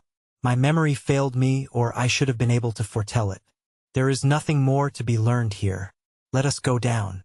What is your theory, then, as to those footmarks? I asked eagerly, when we had regained the lower room once more. My dear Watson, try a little analysis yourself, said he, with a touch of impatience. You know my methods. Apply them, and it will be instructive to compare results. I cannot conceive anything which will cover the facts, I answered. It will be clear enough to you soon, he said, in an offhand way. I think that there is nothing else of importance here, but I will look. He whipped out his lens and a tape measure, and hurried about the room on his knees, measuring, comparing, examining, with his long thin nose only a few inches from the planks, and his beady eyes gleaming and deep-set like those of a bird. So swift, silent, and furtive were his movements, like those of a trained bloodhound picking out a scent, that I could not but think what a terrible criminal he would have made had he turned his energy and sagacity against the law, instead of exerting them in its defense. As he hunted about, he kept muttering to himself, and finally he broke out into a loud crow of delight. We are certainly in luck, said he. We ought to have very little trouble now. Number 1 has had the misfortune to tread in the creosote. You can see the outline of the edge of his small foot here at the side of this evil-smelling mess. The carboy has been cracked, you see, and the stuff has leaked out. What then? I asked. Why, we have got him, that's all, said he. I know a dog that would follow that scent to the world's end. If a pack can track a trailed herring across a shire, how far can a specially trained hound follow so pungent a smell as this? It sounds like a sum in the rule of 3. The answer should give us the... But hello! Here are the accredited representatives of the law. Heavy steps and the clamor of loud voices were audible from below, and the hall door shut with a loud crash. Before they come, said Holmes, just put your hand here on this poor fellow's arm, and here on his leg. What do you feel? The muscles are as hard as a board, I answered. Quite so. They are in a state of extreme contraction, far exceeding the usual rigor mortis. Coupled with this distortion of the face, this Hippocratic smile or risus sardonicus, as the old writers called it, what conclusion would it suggest to your mind? Death from some powerful vegetable alkaloid, I answered, some strychnine-like substance which would produce tetanus. That was the idea which occurred to me the instant I saw the drawn muscles of the face. On getting into the room, I at once looked for the means by which the poison had entered the system. As you saw, I discovered a thorn which had been driven or shot with no great force into the scalp. You observe that the part struck was that which would be turned towards the hole in the ceiling if the man were erect in his chair. Now examine the thorn. I took it up gingerly and held it in the light of the lantern. It was long, sharp, and black, with a glazed look near the point as though some gummy substance had dried upon it. The blunt end had been trimmed and rounded off with a knife. "Is that an English thorn?" he asked. "No, it certainly is not. With all these data you should be able to draw some just inference. But here are the regulars, so the auxiliary forces may beat a retreat." As he spoke, the steps which had been coming nearer sounded loudly on the passage, and a very stout, portly man in a gray suit strode heavily into the room. He was red-faced, burly and plethoric, with a pair of very small twinkling eyes which looked keenly out from between swollen and puffy pouches. He was closely followed by an inspector in uniform, and by the still palpitating Thaddeus Sholto. "Here's a business," he cried, in a muffled, husky voice. "Here's a pretty business. But who are all these? Why, the house seems to be as full as a rabbit warren." "I think you must recollect me, Mr. Athelney Jones," said Holmes, quietly. "Why, of course I do," he wheezed. "It's Mr. Sherlock Holmes, the theorist. Remember you? I'll never forget how you lectured us all on causes and inferences and effects in the Bishopgate jewel case. It's true you set us on the right track, but you'll own now that it was more by good luck than good guidance. It was a piece of very simple reasoning. Oh, come now, come. Never be ashamed to own up. But what is all this? Bad business. Bad business. Stern facts here. No room for theories. How lucky that I happened to be out at Norwood over another case. I was at the station when the message arrived. What do you think the man died of?" "Oh, this is hardly a case for me to theorize over," said Holmes dryly. "No, no. Still, we can't deny that you hit the nail on the head sometimes. Dear me. Door locked, I understand. Jewels worth $500,000 missing. How was the window?" "Fastened. But there are steps on the sill." Well, if it was fastened the steps could have nothing to do with the matter. That's common sense. Man might have died in a fit. But then the jewels are missing. Ha! I have a theory. These flashes come upon me at times. Just step outside, Sergeant, and you, Mr. Sholto. Your friend can remain. What do you think of this, Holmes?" Sholto was, on his own confession, with his brother last night. The brother died in a fit, on which Sholto walked off with the treasure. How's that? On which the dead man very considerately got up and locked the door on the inside. There's a flaw there. Let us apply common sense to the matter. This Thaddeus Sholto was with his brother. There was a quarrel, so much we know. The brother is dead and the jewels are gone. So much also we know. No one saw the brother from the time Thaddeus left him. His bed had not been slept in. Thaddeus is evidently in a most disturbed state of mind. His appearance is, well, not attractive. You see that I am weaving my web round Thaddeus. The net begins to close upon him. You are not quite in possession of the facts yet, said Holmes. This splinter of wood, which I have every reason to believe to be poisoned, was in the man's scalp where you still see the mark.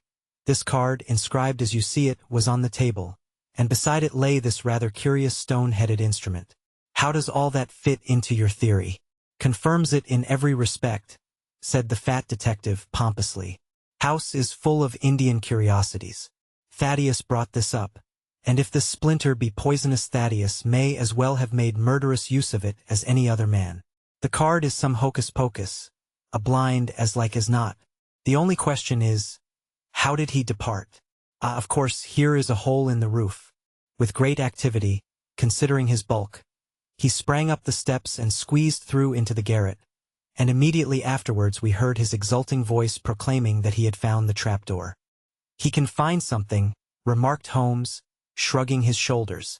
He has occasional glimmerings of reason. Il n'y a pas de sots si incommodes que ce qu'ont de l'esprit. You see, said Athelney Jones, reappearing down the steps again. Facts are better than mere theories, after all. My view of the case is confirmed. There is a trapdoor communicating with the roof, and it is partly open. It was I who opened it. Oh, indeed. You did notice it, then? He seemed a little crestfallen at the discovery. Well, whoever noticed it, it shows how our gentleman got away. Inspector. Yes, sir, from the passage. Ask Mr. Sholto to step this way. Mr. Sholto, it is my duty to inform you that anything which you may say will be used against you. I arrest you in the Queen's name as being concerned in the death of your brother." "There now, didn't I tell you?" cried the poor little man, throwing out his hands, and looking from one to the other of us. "Don't trouble yourself about it, Mr. Sholto," said Holmes.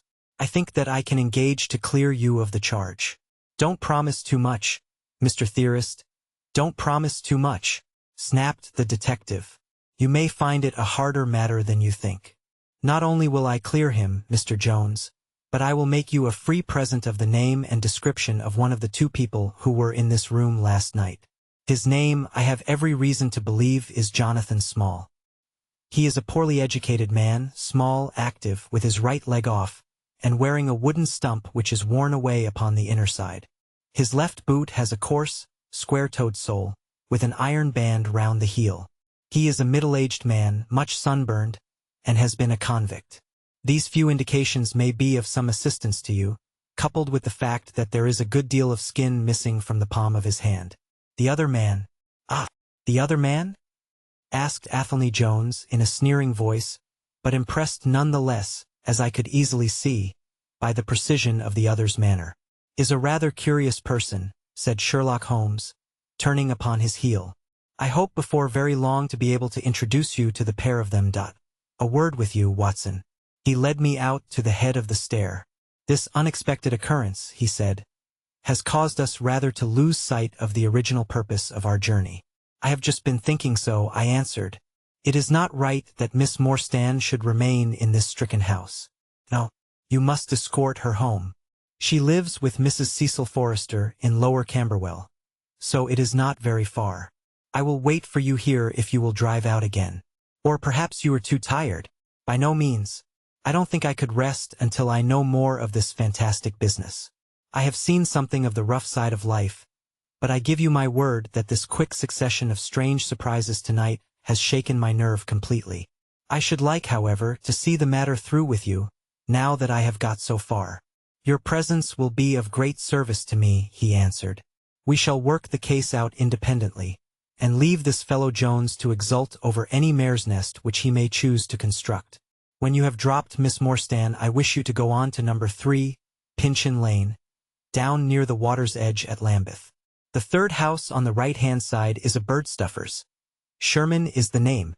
You will see a weasel holding a young rabbit in the window. Knock old Sherman up, and tell him, with my compliments, that I want Toby at once. You will bring Toby back in the cab with you. A dog, I suppose?" "Yes. A queer mongrel, with a most amazing power of scent. I would rather have Toby's help than that of the whole detective force of London." "I shall bring him, then," said I. "It is 1 now. I ought to be back before 3, if I can get a fresh horse." "And I," said Holmes, "shall see what I can learn from Mrs. Bernstone, and from the Indian servant, who, Mr. Thaddeus tell me, sleeps in the next garret. Then I shall study the great Jones's methods and listen to his not too delicate sarcasms. Were sind gewont das die Menschen verhonen was sie nicht verstehen. Gerda is always pithy." Chapter 7. The Episode of the Barrel. The police had brought a cab with them, and in this I escorted Miss Morstan back to her home. After the angelic fashion of women, she had borne trouble with a calm face as long as there was someone weaker than herself to support, and I had found her bright and placid by the side of the frightened housekeeper. In the cab, however, she first turned faint, and then burst into a passion of weeping. So sorely had she been tried by the adventures of the night. She has told me since that she thought me cold and distant upon that journey. She little guessed the struggle within my breast, or the effort of self-restraint which held me back. My sympathies and my love went out to her, even as my hand had in the garden.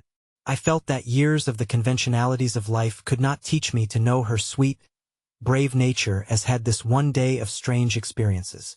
Yet there were 2 thoughts which sealed the words of affection upon my lips. She was weak and helpless, shaken in mind and nerve. It was to take her at a disadvantage to obtrude love upon her at such a time. Worse still, she was rich. If Holmes's researches were successful, she would be an heiress. Was it fair, was it honorable, that a half-pay surgeon should take such advantage of an intimacy which chance had brought about? Might she not look upon me as a mere vulgar fortune-seeker? I could not bear to risk that such a thought should cross her mind. This Agra treasure intervened like an impassable barrier between us. It was nearly 2 o'clock when we reached Mrs. Cecil Forrester's. The servants had retired hours ago, but Mrs. Forrester had been so interested by the strange message which Miss Morstan had received that she had sat up in the hope of her return. She opened the door herself, a middle-aged, graceful woman, and it gave me joy to see how tenderly her arm stole round the other's waist and how motherly was the voice in which she greeted her. She was clearly no mere paid dependent, but an honored friend. I was introduced, and Mrs. Forrester earnestly begged me to step in and tell her our adventures. I explained, however, the importance of my errand, and promised faithfully to call and report any progress which we might make with the case. As we drove away, I stole a glance back, and I still seemed to see that little group on the step, the 2 graceful, clinging figures, the half-opened door, the hall light shining through stained glass, the barometer, and the bright stair rods. It was soothing to catch even that passing glimpse of a tranquil English home in the midst of the wild, dark business which had absorbed us. And the more I thought of what had happened, the wilder and darker it grew. I reviewed the whole extraordinary sequence of events as I rattled on through the silent gaslit streets. There was the original problem. That at least was pretty clear now. The death of Captain Morstan, the sending of the pearls, the advertisement, the letter. We had had light upon all those events. They had only led us, however, to a deeper and far more tragic mystery. The Indian treasure, the curious plan found among Morstan's baggage, the strange scene at Major Sholto's death, the rediscovery of the treasure immediately followed by the murder of the discoverer, the very singular accompaniments to the crime, the footsteps, the remarkable weapons, the words upon the card, corresponding with those upon Captain Morstan's chart.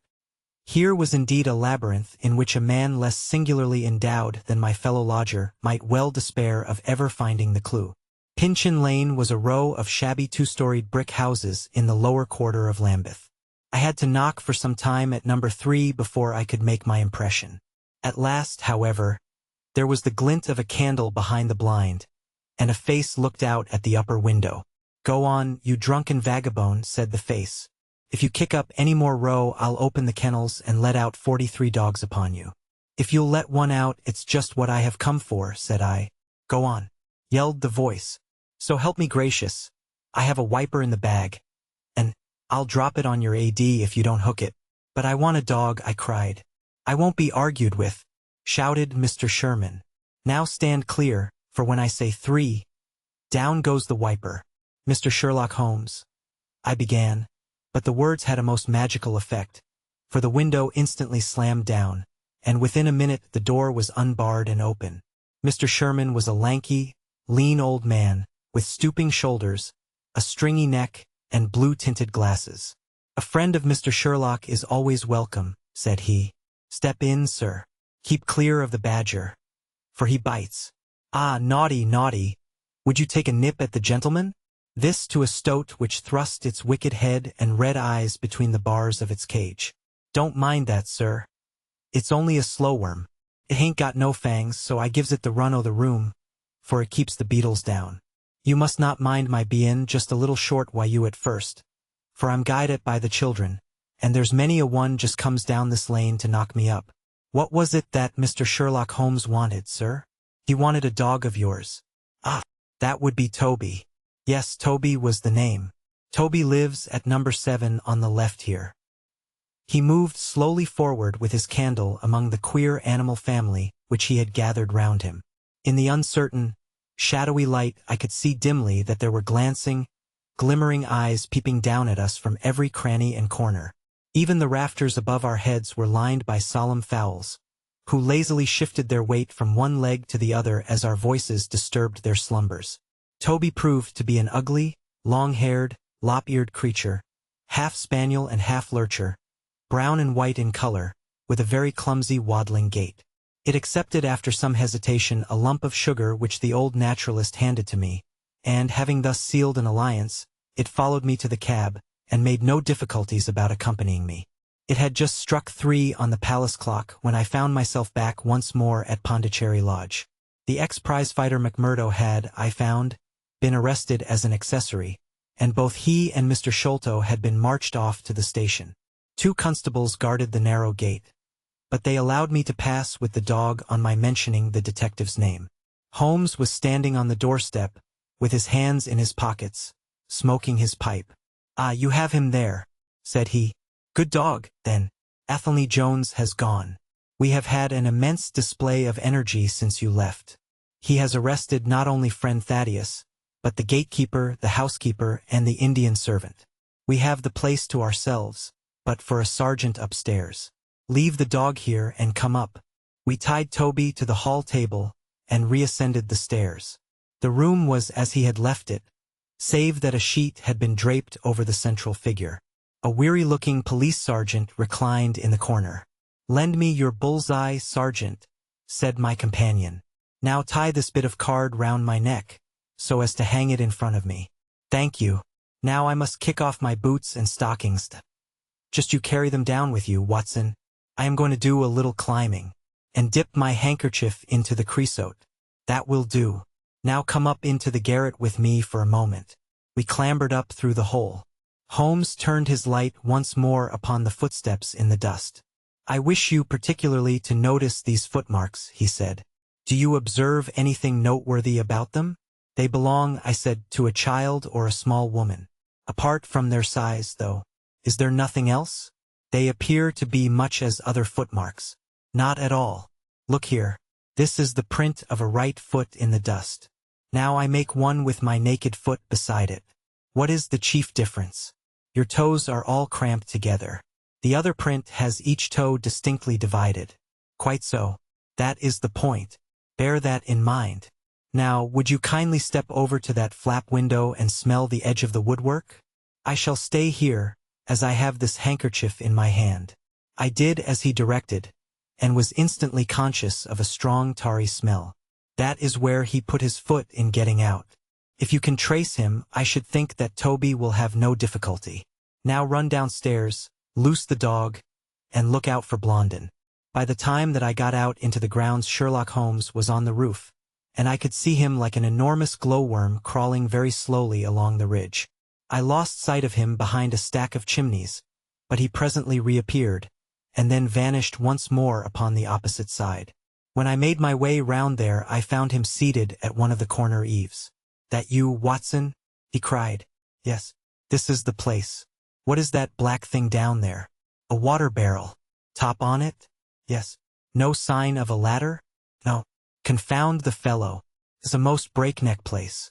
I ought to be able to come down where he could climb up. The water pipe feels pretty firm. Here goes anyhow." There was a scuffling of feet, and the lantern began to come steadily down the side of the wall. Then with a light spring he came on to the barrel, and from there to the earth.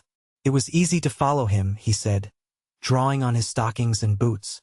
Tiles were loosened the whole way along, and in his hurry he had dropped this. It confirms my diagnosis, as you doctors express it. The object which he held up to me was a small pocket or pouch woven out of colored grasses and with a few tawdry beads strung round it. In shape and size it was not unlike a cigarette case. Inside were half a dozen spines of dark wood, sharp at one end and rounded at the other, like that which had struck Bartholomew Sholto. "They are hellish things," said he. "Look out that you don't prick yourself. I'm delighted to have them, for the chances are that they are all he has. There is the less fear of you or me finding one in our skin before long. I would sooner face a martini bullet myself. Are you game for a 6-mile trudge, Watson?" "Certainly," I answered. "Your leg will stand it?" "Oh yes. Here you are. Doggy. Good old Toby. Smell it, Toby. Smell it." He pushed the creosote handkerchief under the dog's nose, while the creature stood with its fluffy legs separated, and with a most comical cock to its head, like a connoisseur sniffing the bouquet of a famous vintage. Holmes then threw the handkerchief to a distance, fastened a stout cord to the mongrel's collar, and led him to the foot of the water barrel. The creature instantly broke into a succession of high, tremulous yelps, and, with his nose on the ground, and his tail in the air, pattered off upon the trail at a pace which strained his leash and kept us at the top of our speed. The east had been gradually whitening, and we could now see some distance in the cold gray light. The square, massive house, with its black, empty windows and high, bare walls, towered up, sad and forlorn, behind us. Our course led right across the grounds, in and out among the trenches and pits with which they were scarred and intersected. The whole place, with its scattered dirt heaps and ill-grown shrubs, had a blighted, ill-omened look which harmonized with the black tragedy which hung over it. On reaching the boundary wall, Toby ran along, whining eagerly, underneath its shadow, and stopped finally in a corner screened by a young beech. Where the two walls joined, several bricks had been loosened, and the crevices left were worn down and rounded upon the lower side, as though they had frequently been used as a ladder. Holmes clambered up, and, taking the dog from me, he dropped it over upon the other side. "There's the print of Woodenleg's hand," he remarked, as I mounted up beside him. "You see the slight smudge of blood upon the white plaster. What a lucky thing it is that we have had no very heavy rain since yesterday. The scent will lie upon the road in spite of their 28 hours' start." I confess that I had my doubts myself when I reflected upon the great traffic which had passed along the London road in the interval. My fears were soon appeased, however. Toby never hesitated or swerved, but waddled on in his peculiar rolling fashion. Clearly, the pungent smell of the creosote rose high above all other contending scents. "Do not imagine," said Holmes, "that I depend for my success in this case upon the mere chance of one of these fellows having put his foot in the chemical. I have knowledge now which would enable me to trace them in many different ways. This, however, is the readiest and, since fortune has put it into our hands, I should be culpable if I neglected it. It has, however, prevented the case from becoming the pretty little intellectual problem which it at one time promised to be. There might have been some credit to be gained out of it but for this too palpable clue." "There is credit and to spare," said I. "I assure you, Holmes, that I marvel at the means by which you obtain your results in this case, even more than I did in the Jefferson Hope murder. The thing seems to me to be deeper and more inexplicable. How, for example, could you describe with such confidence the wooden-legged man?" "Pshaw, my dear boy, it was simplicity itself. I don't wish to be theatrical. It is all patent and above board. Two officers who are in command of a convict guard learn an important secret as to buried treasure. A map is drawn for them by an Englishman named Jonathan Small. You remember that we saw the name upon the chart in Captain Morstan's possession. He had signed it in behalf of himself and his associates, the sign of the four, as he somewhat dramatically called it. Aided by this chart, the officers, or one of them, gets the treasure and brings it to England, leaving, we will suppose, some condition under which he received it unfulfilled. Now, then, why did not Jonathan Small get the treasure himself? The answer is obvious. The chart is dated at a time when Morstan was brought into close association with convicts. Jonathan Small did not get the treasure because he and his associates were themselves convicts and could not get away. "But that is mere speculation," said I. "It is more than that. It is the only hypothesis which covers the facts. Let us see how it fits in with the sequel. Major Sholto remains at peace for some years, happy in the possession of his treasure. Then he receives a letter from India which gives him a great fright. What was that? A letter to say that the men whom he had wronged had been set free, or had escaped. That is much more likely, for he would have known what their term of imprisonment was. It would not have been a surprise to him. What does he do then? He guards himself against a wooden-legged man. A white man, mark you, for he mistakes a white tradesman for him, and actually fires a pistol at him. Now, only one white man's name is on the chart. The others are Hindus or Mohammedans. There is no other white man. Therefore, we may say with confidence that the wooden-legged man is identical with Jonathan Small.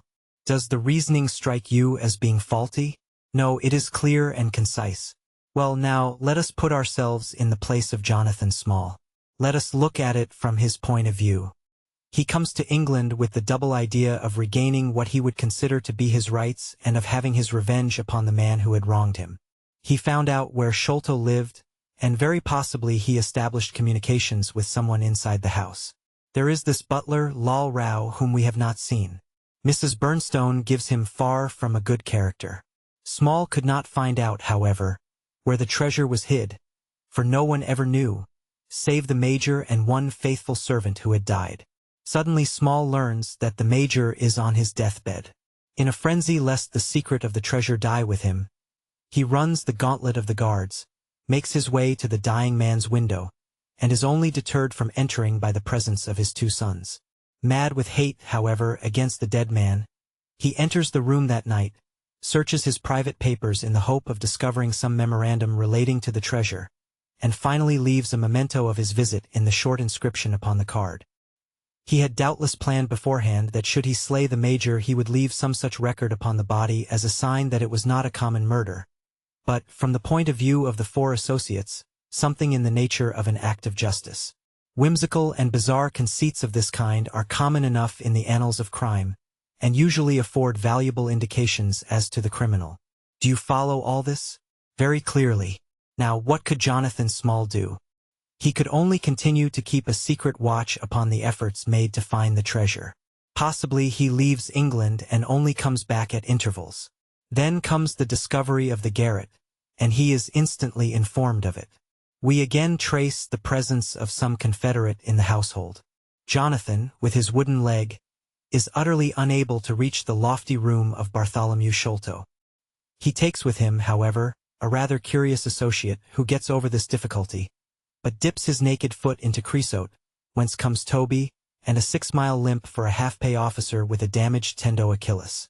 But it was the associate and not Jonathan who committed the crime. Quite so. And rather to Jonathan's disgust, to judge by the way he stamped about when he got into the room. He bore no grudge against Bartholomew Sholto, and would have preferred if he could have been simply bound and gagged. He did not wish to put his head in a halter. There was no help for it, however. The savage instincts of his companion had broken out, and the poison had done its work. So Jonathan Small left his record, lowered the treasure box to the ground, and followed it himself. That was the train of events as far as I can decipher them. Of course, as to his personal appearance, he must be middle-aged, and must be sunburned after serving his time in such an oven as the Andamans. His height is readily calculated from the length of his stride, and we know that he was bearded. His hairiness was the one point which impressed itself upon Thaddeus Sholto when he saw him at the window. I don't know that there is anything else. The associate? Ah, well, there is no great mystery in that. But you will know all about it soon enough. How sweet the morning air is. See how that one little cloud floats like a pink feather from some gigantic flamingo. Now the red rim of the sun pushes itself over the London cloud bank. It shines on a good many folk, but on none, I dare bet, who are on a stranger errand than you and I. How small we feel with our petty ambitions and strivings in the presence of the great elemental forces of nature. Are you well up in your Jean Paul? Fairly so. I worked back to him through Carlyle. That was like following the brook to the parent lake. He makes one curious but profound remark. It is that the chief proof of man's real greatness lies in his perception of his own smallness. It argues, you see, a power of comparison and of appreciation which is in itself a proof of nobility. There is much food for thought in Richter. You have not a pistol, have you? I have my stick. It is just possible that we may need something of the sort if we get to their lair. Jonathan, I shall leave to you, but if the other turns nasty I shall shoot him dead. He took out his revolver as he spoke, and, having loaded 2 of the chambers, he put it back into the right-hand pocket of his jacket.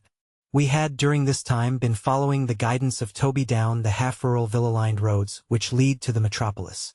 Now, however, we were beginning to come among continuous streets, where laborers and dockmen were already astir, and slatternly women were taking down shutters and brushing doorsteps. At the square-topped corner public houses business was just beginning, and rough-looking men were emerging, rubbing their sleeves across their beards after their morning wet. Strange dogs sauntered up and stared wonderingly at us as we passed, but our inimitable Toby looked neither to the right nor to the left, but trotted onwards with his nose to the ground and an occasional eager whine which spoke of a hot scent. We had traversed Streatham, Brixton, Camberwell, and now found ourselves in Kennington Lane, having borne away through the side streets to the east of the Oval. The men whom we pursued seemed to have taken a curiously zigzag road, with the idea probably of escaping observation. They had never kept to the main road if a parallel side street would serve their turn. At the foot of Kennington Lane they had edged away to the left through Bond Street and Miles Street. Where the latter street turns into Knight's Place, Toby ceased to advance, but began to run backwards and forwards with one ear cocked and the other drooping, the very picture of canine indecision. Then he waddled round in circles, looking up to us from time to time, as if to ask for sympathy in his embarrassment. "What the deuce is the matter with the dog?" growled Holmes. "They surely would not take a cab or go off in a balloon." "Perhaps they stood here for some time," I suggested. "Ah, it's all right." "He's off again," said my companion, in a tone of relief.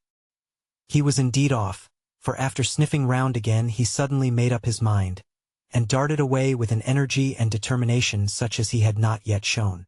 The scent appeared to be much hotter than before, for he had not even to put his nose on the ground, but tugged at his leash and tried to break into a run. I could see by the gleam in Holmes's eyes that he thought we were nearing the end of our journey. Our course now ran down 9 Elms until we came to Broderick and Nelson's large timber yard, just past the White Eagle Tavern. Here the dog, frantic with excitement, turned down through the side gate into the enclosure, where the sawyers were already at work. On the dog raced through sawdust and shavings, down an alley, round a passage, between 2 wood piles, and finally, with a triumphant yelp, sprang upon a large barrel which still stood upon the hand trolley on which it had been brought. With lolling tongue and blinking eyes, Toby stood upon the cask, looking from one to the other of us for some sign of appreciation. The staves of the barrel and the wheels of the trolley were smeared with a dark liquid, and the whole air was heavy with the smell of creosote. Sherlock Holmes and I looked blankly at each other, and then burst simultaneously into an uncontrollable fit of laughter. Chapter 8. The Baker Street Irregulars. "What now?" I asked. "Toby has lost his character for infallibility. He acted according to his lights," said Holmes, lifting him down from the barrel and walking him out of the timber yard. "If you consider how much creosote is carted about London in one day, it is no great wonder that our trail should have been crossed. It is much used now, especially for the seasoning of wood. Poor Toby is not to blame. We must get on the main scent again, I suppose." "Yes. And, fortunately, we have no distance to go." Evidently what puzzled the dog at the corner of Knight's Place was that there were 2 different trails running in opposite directions. We took the wrong one. It only remains to follow the other. There was no difficulty about this. On leading Toby to the place where he had committed his fault, he cast about in a wide circle and finally dashed off in a fresh direction. "We must take care that he does not now bring us to the place where the creosote barrel came from," I observed. "I had thought of that. But you notice that he keeps on the pavement, whereas the barrel passed down the roadway. No, we are on the true scent now." It tended down towards the riverside, running through Belmont Place and Prince's Street. At the end of Broad Street it ran right down to the water's edge, where there was a small wooden wharf. Toby led us to the very edge of this, and there stood whining, looking out on the dark current beyond. "We are out of luck," said Holmes. "They have taken to a boat here." Several small punts and skiffs were lying about in the water and on the edge of the wharf. We took Toby round to each in turn, but, though he sniffed earnestly, he made no sign. Close to the rude landing stage was a small brick house, with a wooden placard slung out through the second window. Mordecai Smith was printed across it in large letters and, underneath, boats to hire by the hour or day. A second inscription above the door informed us that a steam launch was kept, a statement which was confirmed by a great pile of coke upon the jetty. Sherlock Holmes looked slowly round, and his face assumed an ominous expression. "This looks bad," said he. "These fellows are sharper than I expected. They seem to have covered their tracks. There has, I fear, been preconcerted management here." He was approaching the door of the house, when it opened, and a little curly-headed lad of 6 came running out, followed by a stoutish, red-faced woman with a large sponge in her hand. "You come back and be washed, Jack," she shouted. "Come back, you young imp. For if your father comes home and finds you like that, he'll let us hear of it." "Dear little chap," said Holmes, strategically. "What a rosy-cheeked young rascal. Now, Jack, is there anything you would like?" The youth pondered for a moment. "I'd like a shillin'," said he. "Nothing you would like better?" "I'd like 2 shillin' better," the prodigy answered after some thought. "Here you are, then. Catch! A fine child, Mrs. Smith. Lord bless you, sir, he is that and forward. He gets amos too much for me to manage. especially when my man is away days at a time." "Away, is he?" said Holmes, in a disappointed voice. "I am sorry for that, for I wanted to speak to Mr. Smith. He's been away since yesterday morning, sir, and, truth to tell, I am beginning to feel frightened about him. But if it was about a boat, sir, maybe I could serve as well. I wanted to hire his steam launch." "Why, bless you, sir, it is in the steam launch that he has gone. That's what puzzles me. For I know there ain't more coals in her than would take her to about Woolwich and back. If he'd been away in the barge, I'd ha' thought nothing. For many a time a job has taken him as far as Gravesend, and then if there was much doing there he might ha' stayed over. But what good is a steam launch without coals? He might have bought some at a wharf down the river. He might, sir, but it weren't his way. Many a time I've heard him call out at the prices they charge for a few odd bags. Besides, I don't like that wooden-legged man. Why, his ugly face and outlandish talk. What did he want always knocking about here for? A wooden-legged man?" said Holmes with bland surprise. "Yes, sir, a brown, monkey-faced chap that's called Moran once for my old man. It was him that roused him up yesternight, and, what's more, my man knew he was comin', for he had steam up in the launch. I tell you straight, sir, I don't feel easy in my mind about it." "But, my dear Mrs. Smith," said Holmes, shrugging his shoulders, "you are frightening yourself about nothing. How could you possibly tell that it was the wooden-legged man who came in the night? I don't quite understand how you can be so sure." "His voice, sir. I knew his voice, which is kind o' thick and foggy. He tapped at the winder, about 3 it would be. 'Show a leg, matey,' says he. 'Time to turn out guard.' My old man woke up Jim, that's my eldest, and away they went without so much as a word to me. I could hear the wooden leg clackin' on the stones." "And was this wooden-legged man alone?" "Couldn't say, I am sure, sir. I didn't hear no one else. I am sorry, Mrs. Smith, for I wanted a steam launch, and I have heard good reports of the— Let me see, what is her name?" "The Aurora, sir." "Ah, she's not that old green launch with a yellow line, very broad in the beam?" "No, indeed. She's as trim a little thing as any on the river. She's been fresh painted, black with 2 red streaks." "Thanks. I hope that you will hear soon from Mr. Smith. I am going down the river, and if I should see anything of the Aurora I shall let him know that you are uneasy." "A black funnel, you say?" "No, sir. Black with a white band." "Ah, of course. It was the sides which were black. Good morning, Mrs. Smith. There is a boatman here with a wherry, Watson. We shall take it and cross the river." "The main thing with people of that sort," said Holmes, as we sat in the sheets of the wherry, "is never to let them think that their information can be of the slightest importance to you. If you do, they will instantly shut up like an oyster. If you listen to them under protest, as it were, you are very likely to get what you want." "Our course now seems pretty clear," said I. "What would you do, then?" "I would engage a launch and go down the river on the track of the Aurora." "My dear fellow, it would be a colossal task. She may have touched at any wharf on either side of the stream between here and Greenwich. Below the bridge there is a perfect labyrinth of landing places for miles. It would take you days and days to exhaust them if you set about it alone. Employ the police, then." "No, I shall probably call Athelney Jones in at the last moment. He is not a bad fellow, and I should not like to do anything which would injure him professionally. But I have a fancy for working it out myself now that we have gone so far. Could we advertise, then, asking for information from wharfingers?" "Worse and worse. Our men would know that the chase was hot at their heels, and they would be off out of the country. As it is, they are likely enough to leave, but as long as they think they are perfectly safe they will be in no hurry. Jones's energy will be of use to us there, for his view of the case is sure to push itself into the daily press, and the runaways will think that everyone is off on the wrong scent. What are we to do, then?" I asked as we landed near Millbank Penitentiary. "Take this hansom, drive home, have some breakfast, and get an hour's sleep. It is quite on the cards that we may be afoot tonight again. Stop at a telegraph office. Cabby, we will keep Toby, for he may be of use to us yet." We pulled up at the Great Peter Street post office, and Holmes dispatched his wire. "Whom do you think that is to?" he asked as we resumed our journey.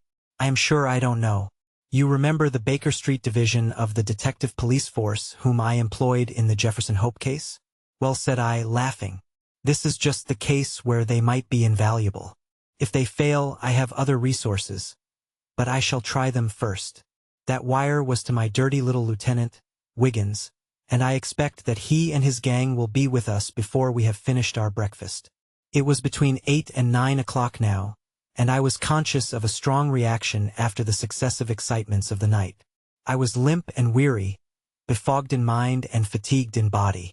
I had not the professional enthusiasm which carried my companion on, nor could I look at the matter as a mere abstract intellectual problem. As far as the death of Bartholomew Sholto went, I had heard little good of him, and could feel no intense antipathy to his murderers. The treasure, however, was a different matter. That, or part of it, belonged rightfully to Miss Morstan. While there was a chance of recovering it, I was ready to devote my life to the one object. True, if I found it, it would probably put her forever beyond my reach. Yet it would be a petty and selfish love which would be influenced by such a thought as that. If Holmes could work to find the criminals, I had a tenfold stronger reason to urge me on to find the treasure. A bath at Baker Street and a complete change freshened me up wonderfully. When I came down to our room, I found the breakfast laid and Holmes pouring out the coffee. Here it is, said he, laughing and pointing to an open newspaper. The energetic Jones and the ubiquitous reporter have fixed it up between them. But you have had enough of the case. Better have your ham and eggs first. I took the paper from him and read the short notice, which was headed Mysterious Business at Upper Norwood. About 12 o'clock last night, said the Standard, Mr. Bartholomew Sholto of Pondicherry Lodge, Upper Norwood, was found dead in his room under circumstances which point to foul play. As far as we can learn, no actual traces of violence were found upon Mr. Sholto's person, but a valuable collection of Indian gems which the deceased gentleman had inherited from his father has been carried off. The discovery was first made by Mr. Sherlock Holmes and Dr. Watson, who had called at the house with Mr. Thaddeus Sholto, brother of the deceased. By a singular piece of good fortune, Mr. Athelney Jones, the well-known member of the detective police force, happened to be at the Norwood police station, and was on the ground within half an hour of the first alarm. His trained and experienced faculties were at once directed towards the detection of the criminals, with the gratifying result that the brother, Thaddeus Sholto, has already been arrested, together with the housekeeper, Mrs. Burnstone, an Indian butler named Lal Rao, and a porter or gatekeeper named McMurdo. It is quite certain that the thief or thieves were well acquainted with the house, for Mr. Jones's well-known technical knowledge and his powers of minute observation have enabled him to prove conclusively that the miscreants could not have entered by the door or by the window, but must have made their way across the roof of the building, and so through a trapdoor into a room which communicated with that in which the body was found. This fact, which has been very clearly made out, proves conclusively that it was no mere haphazard burglary. The prompt and energetic action of the officers of the law shows the great advantage of the presence on such occasions of a single vigorous and masterful mind. We cannot but think that it supplies an argument to those who would wish to see our detectives more decentralized, and so brought into closer and more effective touch with the cases which it is their duty to investigate. "Isn't it gorgeous?" said Holmes, grinning over his coffee cup. "What do you think of it?" "I think that we have had a close shave ourselves of being arrested for the crime." "So do I. I wouldn't answer for our safety now, if he should happen to have another of his attacks of energy." At this moment there was a loud ring at the bell, and I could hear Mrs. Hudson, our landlady, raising her voice in a wail of expostulation and dismay. "By heaven, Holmes," I said, half rising, "I believe that they are really after us. No, it's not quite so bad as that. It is the unofficial force, the Baker Street irregulars." As he spoke, there came a swift pattering of naked feet upon the stairs, a clatter of high voices, and in rushed a dozen dirty and ragged little street Arabs. There was some show of discipline among them, despite their tumultuous entry, for they instantly drew up in line and stood facing us with expectant faces. One of their number, taller and older than the others, stood forward with an air of lounging superiority which was very funny in such a disreputable little scarecrow. "Got your message, sir," said he, and brought him on sharp. 3 bob and a tanner for tickets." "Here you are," said Holmes, producing some silver. "In future they can report to you, Wiggins, and you to me. I cannot have the house invaded in this way." However, it is just as well that you should all hear the instructions. I want to find the whereabouts of a steam launch called the Aurora, owner Mordecai Smith, black with 2 red streaks, funnel black with a white band. She is down the river somewhere. I want one boy to be at Mordecai Smith's landing stage opposite Millbank to say if the boat comes back. You must divide it out among yourselves, and do both banks thoroughly. Let me know the moment you have news. Is that all clear? Yes, Governor, said Wiggins. The old scale of pay, and a guinea to the boy who finds the boat. Here's a day in advance. Now off you go. He handed them a shilling each, and away they buzzed down the stairs, and I saw them a moment later streaming down the street. If the launch is above water they will find her, said Holmes, as he rose from the table and lit his pipe. They can go everywhere, see everything, overhear everyone. I expect to hear before evening that they have spotted her. In the meanwhile, we can do nothing but await results. We cannot pick up the broken trail until we find either the Aurora or Mr. Mordecai Smith. Toby could eat these scraps, I dare say. Are you going to bed, Holmes? No, I am not tired. I have a curious constitution. I never remember feeling tired by work, though idleness exhausts me completely. I am going to smoke and to think over this queer business to which my fair client has introduced us. If ever man had an easy task, this of ours ought to be. Wooden-legged men are not so common, but the other man must, I should think, be absolutely unique. That other man again. I have no wish to make a mystery of him. To you, anyway. But you must have formed your own opinion. Now, do consider the data. Diminutive footmarks, toes never fettered by boots, naked feet, stone-headed wooden mace, great agility, small poisoned darts. What do you make of all this? A savage, I exclaimed. Perhaps one of those Indians who were the associates of Jonathan Small. Hardly that, said he. When first I saw signs of strange weapons I was inclined to think so. But the remarkable character of the footmarks caused me to reconsider my views. Some of the inhabitants of the Indian peninsula are small men, but none could have left such marks as that. The Hindu proper has long and thin feet. The sandal-wearing Mohammedan has the great toe well separated from the others, because the thong is commonly passed between. These little darts, too, could only be shot in one way. They are from a blowpipe. Now then, where are we to find our savage? South American, I hazarded. He stretched his hand up and took down a bulky volume from the shelf. This is the first volume of a gazetteer which is now being published. It may be looked upon as the very latest authority. What have we here? Andaman Islands, situated 340 miles to the north of Sumatra, in the Bay of Bengal. Hum. What's all this? Moist climate, coral reefs, sharks, Port Blair, convict barracks, Rutland Island, cottonwoods. Ah, here we are.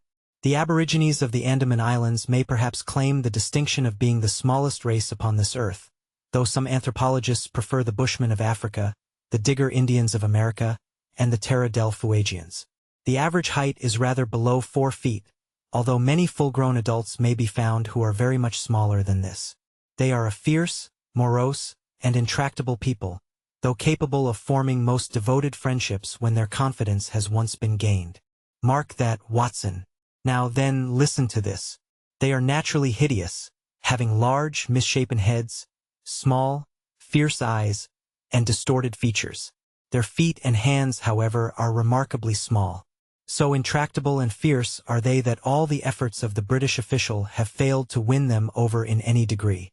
They have always been a terror to shipwrecked crews, braining the survivors with their stone-headed clubs, or shooting them with their poisoned arrows.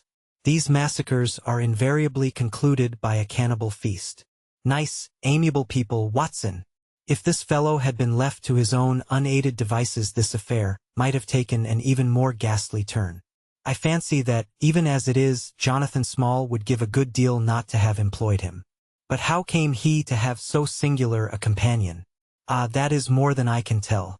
Since, however, we had already determined that Small had come from the Andamans, it is not so very wonderful that this islander should be with him. No doubt we shall know all about it in time. Look here, Watson, you look regularly done. Lie down there on the sofa, and see if I can put you to sleep. He took up his violin from the corner, and as I stretched myself out he began to play some low, dreamy, melodious air. His own, no doubt, for he had a remarkable gift for improvisation. I have a vague remembrance of his gaunt limbs, his earnest face, and the rise and fall of his bow. Then I seemed to be floated peacefully away upon a soft sea of sound, until I found myself in dreamland, with the sweet face of Mary Morstan looking down upon me. Chapter 9. A Break in the Chain. It was late in the afternoon before I woke, strengthened and refreshed. Sherlock Holmes still sat exactly as I had left him, save that he had laid aside his violin and was deep in a book. He looked across at me, as I stirred, and I noticed that his face was dark and troubled. "You have slept soundly," he said. "I feared that our talk would wake you." "I heard nothing," I answered. "Have you had fresh news, then?" "Unfortunately, no. I confess that I am surprised and disappointed. I expected something definite by this time. Wiggins has just been up to report. He says that no trace can be found of the launch. It is a provoking check, for every hour is of importance. Can I do anything? I am perfectly fresh now, and quite ready for another night's outing. No, we can do nothing. We can only wait. If we go ourselves, the message might come in our absence, and delay be caused. You can do what you will, but I must remain on guard. Then I shall run over to Camberwell and call upon Mrs. Cecil Forrester. She asked me to yesterday." "On Mrs. Cecil Forrester?" asked Holmes, with the twinkle of a smile in his eyes. "Well, of course Miss Morstan too. They were anxious to hear what happened." "I would not tell them too much," said Holmes. "Women are never to be entirely trusted. Not the best of them." I did not pause to argue over this atrocious sentiment. "I shall be back in an hour or two," I remarked. "All right. Good luck. But, I say, if you are crossing the river you may as well return Toby, for I don't think it is at all likely that we shall have any use for him now." I took our mongrel accordingly, and left him, together with a half-sovereign, at the old naturalist's in Pinchin Lane. At Camberwell I found Miss Morstan a little weary after her night's adventures, but very eager to hear the news. Mrs. Forrester, too, was full of curiosity. I told them all that we had done, suppressing, however, the more dreadful parts of the tragedy. Thus, although I spoke of Mr. Sholto's death, I said nothing of the exact manner and method of it. With all my omissions, however, there was enough to startle and amaze them. "It is a romance," cried Mrs. Forrester. "An injured lady, $500,000 in treasure, a black cannibal, and a wooden-legged ruffian. They take the place of the conventional dragon or wicked earl. And 2 knight-errants to the rescue," added Miss Morstan with a bright glance at me. "Why, Mary, your fortune depends upon the issue of this search. I don't think that you are nearly excited enough. Just imagine what it must be to be so rich, and to have the world at your feet." It sent a little thrill of joy to my heart to notice that she showed no sign of elation at the prospect. On the contrary, she gave a toss of her proud head, as though the matter were one in which she took small interest. "It is for Mr. Thaddeus Sholto that I am anxious," she said. "Nothing else is of any consequence, but I think that he has behaved most kindly and honorably throughout. It is our duty to clear him of this dreadful and unfounded charge." It was evening before I left Camberwell, and quite dark by the time I reached home. My companion's book and pipe lay by his chair, but he had disappeared. I looked about in the hope of seeing a note, but there was none. "I suppose that Mr. Sherlock Holmes has gone out," I said to Mrs. Hudson as she came up to lower the blinds. "No, sir. He has gone to his room, sir. Do you know, sir," sinking her voice into an impressive whisper, "I am afraid for his health?" "Why so, Mrs. Hudson?" "Well, he's that strange, sir. After you was gone he walked and he walked up and down until I was weary of the sound of his footstep. Then I heard him talking to himself and muttering, and every time the bell rang out he came on the stairhead, with 'What is that, Mrs. Hudson?' And now he has slammed off to his room, but I can hear him walking away the same as ever. I hope he's not going to be ill, sir." I ventured to say something to him about cooling medicine, but he turned on me, sir, with such a look that I don't know how ever I got out of the room. "I don't think that you have any cause to be uneasy, Mrs. Hudson," I answered. "I have seen him like this before. He has some small matter upon his mind which makes him restless." I tried to speak lightly to our worthy landlady, but I was myself somewhat uneasy when through the long night I still from time to time heard the dull sound of his tread, and knew how his keen spirit was chafing against this involuntary inaction. At breakfast time he looked worn and haggard, with a little fleck of feverish color upon either cheek. "You are knocking yourself up, old man," I remarked. "I heard you marching about in the night." "No, I could not sleep," he answered. "This infernal problem is consuming me. It is too much to be balked by so petty an obstacle, when all else had been overcome. I know the men, the launch, everything, and yet I can get no news. I have set other agencies at work, and used every means at my disposal. The whole river has been searched on either side, but there is no news, nor has Mrs. Smith heard of her husband. I shall come to the conclusion soon that they have scuttled the craft. But there are objections to that, or that Mrs. Smith has put us on a wrong scent. No, I think that may be dismissed. I had inquiries made, and there is a launch of that description. Could it have gone up the river? I have considered that possibility too, and there is a search party who will work up as far as Richmond. If no news comes today, I shall start off myself tomorrow, and go for the men rather than the boat. But surely we shall hear something. We did not, however. Not a word came to us either from Wiggins or from the other agencies. There were articles in most of the papers upon the Norwood tragedy. They all appeared to be rather hostile to the unfortunate Thaddeus Sholto. No fresh details were to be found, however, in any of them, save that an inquest was to be held upon the following day. I walked over to Camberwell in the evening to report our ill success to the ladies, and on my return I found Holmes dejected and somewhat morose. He would hardly reply to my questions, and busied himself all evening in an abstruse chemical analysis which involved much heating of retorts and distilling of vapors, ending at last in a smell which fairly drove me out of the apartment. Up to the small hours of the morning I could hear the clinking of his test tubes, which told me that he was still engaged in his malodorous experiment. In the early dawn I woke with a start, and was surprised to find him standing by my bedside, clad in a rude sailor dress with a pea-jacket, and a coarse red scarf round his neck. "I am off down the river, Watson," said he. "I have been turning it over in my mind, and I can see only one way out of it. It is worth trying, at all events." "Surely I can come with you, then?" said I. "No. You can be much more useful if you will remain here as my representative. I am loath to go, for it is quite on the cards that some message may come during the day, though Wiggins was despondent about it last night. I want you to open all notes and telegrams, and to act on your own judgment if any news should come. Can I rely upon you?" "Most certainly. I am afraid that you will not be able to wire to me, for I can hardly tell yet where I may find myself. If I am in luck, however, I may not be gone so very long. I shall have news of some sort or other before I get back." I had heard nothing of him by breakfast time. On opening the Standard, however, I found that there was a fresh allusion to the business. With reference to the Upper Norwood tragedy, it remarked, "We have reason to believe that the matter promises to be even more complex and mysterious than was originally supposed. Fresh evidence has shown that it is quite impossible that Mr. Thaddeus Sholto could have been in any way concerned in the matter. He and the housekeeper, Mrs. Burnstone, were both released yesterday evening. It is believed, however, that the police have a clue as to the real culprits, and that it is being prosecuted by Mr. Athelney Jones of Scotland Yard, with all his well-known energy and sagacity. Further arrests may be expected at any moment. That is satisfactory so far as it goes, thought I.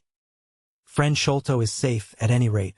I wonder what the fresh clue may be, though it seems to be a stereotyped form whenever the police have made a blunder. I tossed the paper down upon the table, but at that moment my eye caught an advertisement in the agony column. It ran in this way: "Lost. Whereas Mordecai Smith, boatman, and his son, Jim, left Smith's Wharf at or about 3 o'clock last Tuesday morning in the steam launch Aurora, black with 2 red stripes, funnel black with a white band. The sum of £5 will be paid to anyone who can give information to Mrs. Smith, at Smith's Wharf, or at 221B Baker Street, as to the whereabouts of the said Mordecai Smith and the launch Aurora." This was clearly Holmes's doing. The Baker Street address was enough to prove that. It struck me as rather ingenious, because it might be read by the fugitives without their seeing in it more than the natural anxiety of a wife for her missing husband. It was a long day. Every time that a knock came to the door, or a sharp step passed in the street, I imagined that it was either Holmes returning or an answer to his advertisement. I tried to read, but my thoughts would wander off to our strange quest and to the ill-assorted and villainous pair whom we were pursuing. Could there be, I wondered, some radical flaw in my companion's reasoning? Might he be suffering from some huge self-deception? Was it not possible that his nimble and speculative mind had built up this wild theory upon faulty premises? I had never known him to be wrong, and yet the keenest reasoner may occasionally be deceived. He was likely, I thought, to fall into error through the over-refinement of his logic.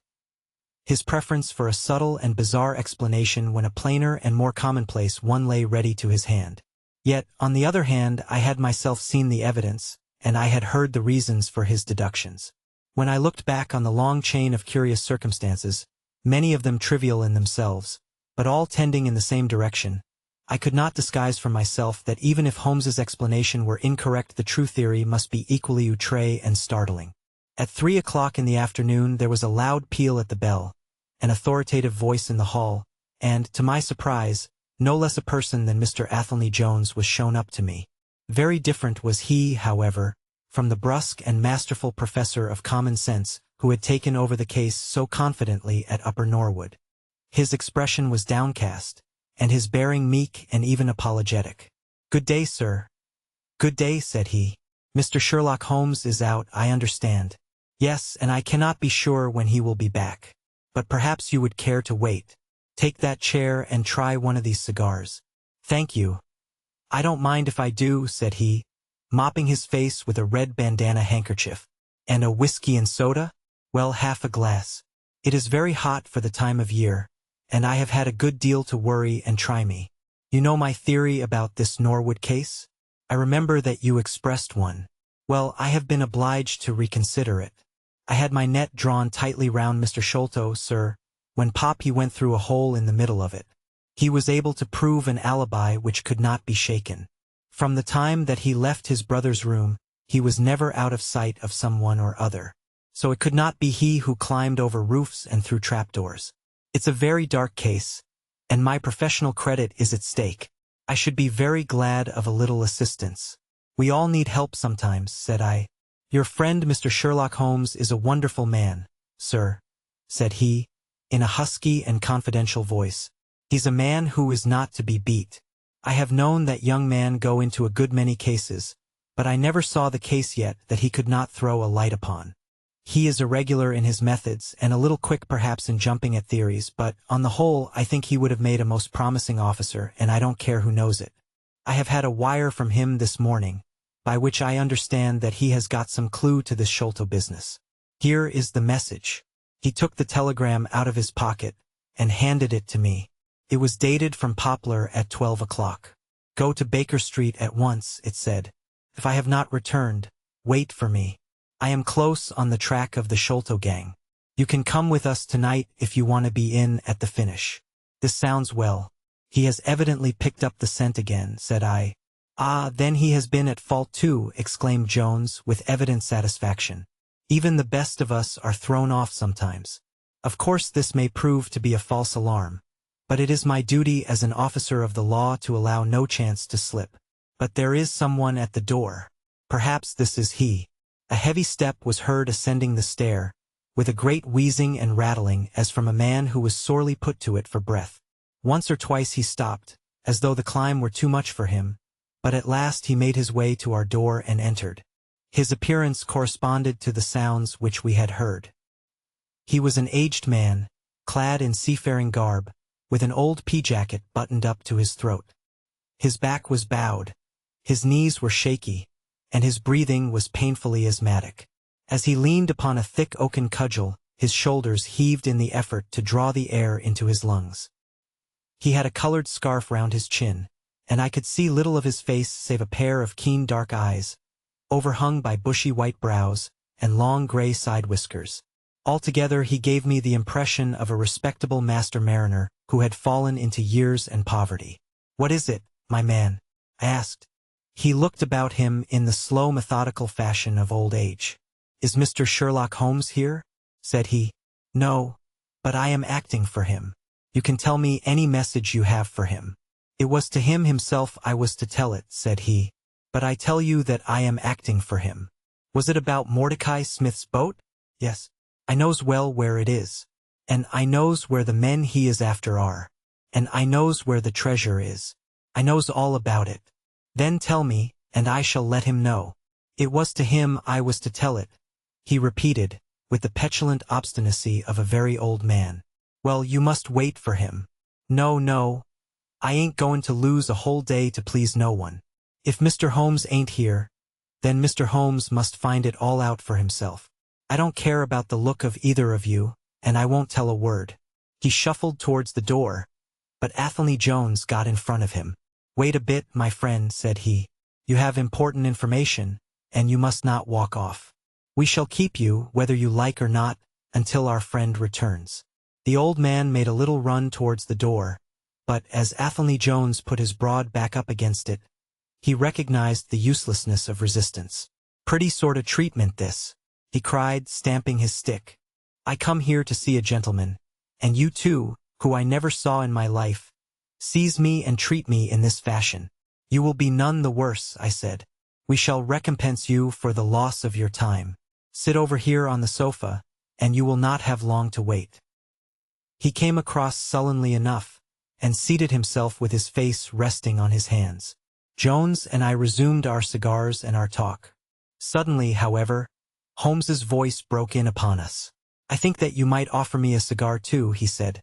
We both started in our chairs. There was Holmes sitting close to us with an air of quiet amusement. Holmes, I exclaimed, you here? But where is the old man? Here is the old man, said he, holding out a heap of white hair.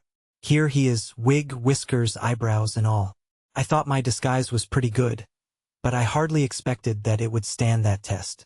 Ah, you rogue, cried Jones, highly delighted. You would have made an actor, and a rare one. You had the proper workhouse cough, and those weak legs of yours are worth £10 a week. I thought I knew the glint of your eye, though. You didn't get away from us so easily, you see. I have been working in that get-up all day, said he, lighting his cigar. You see, a good many of the criminal classes begin to know me, especially since our friend here took to publishing some of my cases. So I can only go on the warpath under some simple disguise like this. You got my wire? Yes, that was what brought me here. How has your case prospered? It has all come to nothing. I have had to release 2 of my prisoners, and there is no evidence against the other 2. Never mind. We shall give you 2 others in the place of them. But you must put yourself under my orders. You are welcome to all the official credit, but you must act on the line that I point out. Is that agreed? Entirely, if you will help me to the men. Well, then, in the first place I shall want a fast police boat, a steam launch, to be at the Westminster Stairs at 7 o'clock. That is easily managed. There is always one about there. But I can step across the road and telephone to make sure. Then I shall want 2 stanch men, in case of resistance. There will be 2 or 3 in the boat. What else? When we secure the men we shall get the treasure. I think that it would be a pleasure to my friend here to take the box round to the young lady to whom half of it rightfully belongs. Let her be the first to open it at Watson? It would be a great pleasure to me. Rather an irregular proceeding, said Jones, shaking his head. However, the whole thing is irregular, and I suppose we must wink at it. The treasure must afterwards be handed over to the authorities until after the official investigation. Certainly. That is easily managed. One other point. I should much like to have a few details about this matter from the lips of Jonathan Small himself. You know I like to work the detail of my cases out. There is no objection to my having an unofficial interview with him, either here in my rooms or elsewhere, as long as he is efficiently guarded. Well, you are master of the situation. I have had no proof yet of the existence of this Jonathan Small. However, if you can catch him, I don't see how I can refuse you an interview with him. That is understood, then? Perfectly. Is there anything else? Only that I insist upon your dining with us. It will be ready in half an hour. I have oysters and a brace of grouse, with something a little choice in white wines. Watson, you have never yet recognized my merits as a housekeeper. Chapter 10. The End of the Islander. Our meal was a merry one. Holmes could talk exceedingly well when he chose, and that night he did choose. He appeared to be in a state of nervous exaltation. I have never known him so brilliant. He spoke on a quick succession of subjects, on miracle plays, on medieval pottery, on Stradivarius violins, on the Buddhism of Ceylon, and on the warships of the future, handling each as though he had made a special study of it. His bright humor marked the reaction from his black depression of the preceding days. Athelney Jones proved to be a sociable soul in his hours of relaxation, and faced his dinner with the air of a bon vivant. For myself, I felt elated at the thought that we were nearing the end of our task, and I caught something of Holmes's gaiety. None of us alluded during dinner to the cause which had brought us together. When the cloth was cleared, Holmes glanced at his watch, and filled up 3 glasses with port. "One bumper," said he, "to the success of our little expedition. And now it is high time we were off. Have you a pistol, Watson? I have my old service revolver in my desk. You had best take it, then. It is well to be prepared. I see that the cab is at the door. I ordered it for 6:30. It was a little past 7 before we reached the Westminster Wharf, and found our launch awaiting us." Holmes eyed it critically. "Is there anything to mark it as a police boat?" "Yes, that green lamp at the side." "Then take it off." The small change was made, we stepped on board, and the ropes were cast off. Jones, Holmes, and I sat in the stern. There was 1 man at the rudder, 1 to tend the engines, and 2 burly police inspectors forward. "Where to?" asked Jones. "To the Tower. Tell them to stop opposite Jacobson's yard." Our craft was evidently a very fast one. We shot past the long lines of loaded barges as though they were stationary. Holmes smiled with satisfaction as we overhauled a river steamer and left her behind us. "We ought to be able to catch anything on the river," he said. "Well, hardly that. But there are not many launches to beat us. We shall have to catch the Aurora, and she has a name for being a clipper. I will tell you how the land lies, Watson. You recollect how annoyed I was at being balked by so small a thing?" "Yes." "Well, I gave my mind a thorough rest by plunging into a chemical analysis. One of our greatest statesmen has said that a change of work is the best rest. So it is. When I had succeeded in dissolving the hydrocarbon which I was at work at, I came back to our problem of the Sholtos, and thought the whole matter out again. My boys had been up the river and down the river without result. The launch was not at any landing stage or wharf, nor had it returned. Yet it could hardly have been scuttled to hide their traces, though that always remained as a possible hypothesis if all else failed. I knew this man Small had a certain degree of low cunning, but I did not think him capable of anything in the nature of delicate finesse. That is usually a product of higher education. I then reflected that since he had certainly been in London some time, as we had evidence that he maintained a continual watch over Pondicherry Lodge, he could hardly leave at a moment's notice, but would need some little time, if it were only a day, to arrange his affairs. That was the balance of probability at any rate. "It seems to me to be a little weak," said I. "It is more probable that he had arranged his affairs before ever he set out upon his expedition." "No, I hardly think so. This lair of his would be too valuable a retreat in case of need for him to give it up until he was sure that he could do without it." But a second consideration struck me. Jonathan Small must have felt that the peculiar appearance of his companion, however much he may have top-coated him, would give rise to gossip, and possibly be associated with this Norwood tragedy. He was quite sharp enough to see that. They had started from their headquarters under cover of darkness, and he would wish to get back before it was broad light. Now it was past 3 o'clock, according to Mrs. Smith, when they got the boat. It would be quite bright, and people would be about in an hour or so. Therefore, I argued, they did not go very far. They paid Smith well to hold his tongue, reserved his launch for the final escape, and hurried to their lodgings with the treasure box. In a couple of nights, when they had time to see what view the papers took, and whether there was any suspicion, they would make their way under cover of darkness to some ship at Gravesend or in the Downs, where no doubt they had already arranged for passages to America or the colonies. But the launch? They could not have taken that to their lodgings. Quite so. I argued that the launch must be no great way off, in spite of its invisibility. I then put myself in the place of Small, and looked at it as a man of his capacity would. He would probably consider that to send back the launch or to keep it at a wharf would make pursuit easy if the police did happen to get on his track. How, then, could he conceal the launch and yet have her at hand when wanted? I wondered what I should do myself if I were in his shoes. I could only think of one way of doing it. I might hand the launch over to some boat builder or repairer, with directions to make a trifling change in her. She would then be removed to his shed or yard, and so be effectually concealed, while at the same time I could have her at a few hours' notice. That seems simple enough. It is just these very simple things which are extremely liable to be overlooked. However, I determined to act on the idea. I started at once in this harmless seaman's rig and inquired at all the yards down the river. I drew blank at 15, but at the 16th, Jacobson's, I learned that the Aurora had been handed over to them 2 days ago by a wooden-legged man, with some trivial directions as to her rudder. "There ain't naught amiss with her rudder," said the foreman. "There she lies, with the red streaks." At that moment who should come down but Mordecai Smith, the missing owner? He was rather the worse for liquor. I should not, of course, have known him, but he bellowed out his name and the name of his launch. "I want her tonight at 8 o'clock, said he.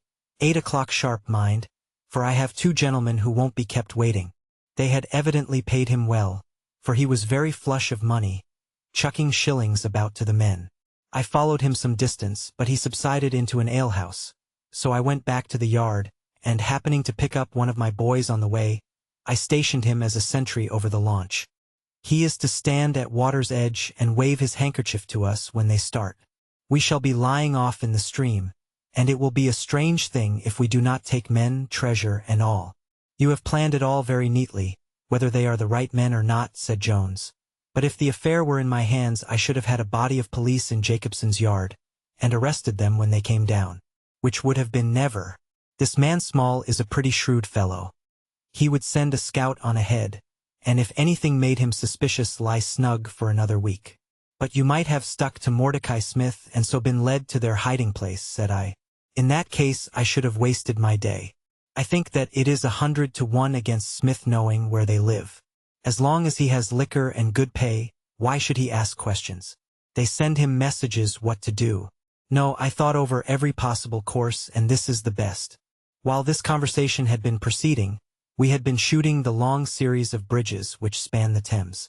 As we passed the city, the last rays of the sun were gilding the cross upon the summit of St. Paul's. It was twilight before we reached the tower. "That is Jacobson's yard," said Holmes, pointing to a bristle of masts and rigging on the Surrey side. "Cruise gently up and down here under cover of this string of lighters." He took a pair of night glasses from his pocket and gazed some time at the shore. "I see my sentry at his post," he remarked, "but no sign of a handkerchief." "Suppose we go downstream a short way and lie in wait for them," said Jones eagerly. We were all eager by this time, even the policemen and stokers, who had a very vague idea of what was going forward. "We have no right to take anything for granted," Holmes answered. "It is certainly 10 to 1 that they go downstream, but we cannot be certain. From this point we can see the entrance of the yard, and they can hardly see us. It will be a clear night and plenty of light. We must stay where we are. See how the folk swarm over yonder in the gaslight. They are coming from work in the yard. Dirty-looking rascals, but I suppose every one has some little immortal spark concealed about him. You would not think it to look at them. There is no a priori probability about it. A strange enigma is man. Someone calls him a soul concealed in an animal, I suggested. Winwood Reade is good upon the subject, said Holmes. He remarks that, while the individual man is an insoluble puzzle, in the aggregate he becomes a mathematical certainty.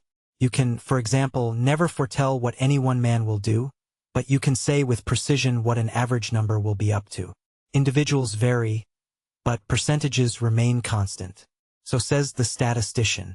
But do I see a handkerchief? Surely there is a white flutter over yonder. Yes, it is your boy, I cried. I can see him plainly. And there is the Aurora, exclaimed Holmes, and going like the devil. Full speed ahead. Engineer, make after that launch with the yellow light. By heaven, I shall never forgive myself if she proves to have the heels of us. She had slipped unseen through the yard entrance and passed behind 2 or 3 small craft, so that she had fairly got her speed up before we saw her. Now she was flying down the stream, near in to the shore, going at a tremendous rate. Jones looked gravely at her and shook his head. "She is very fast," he said.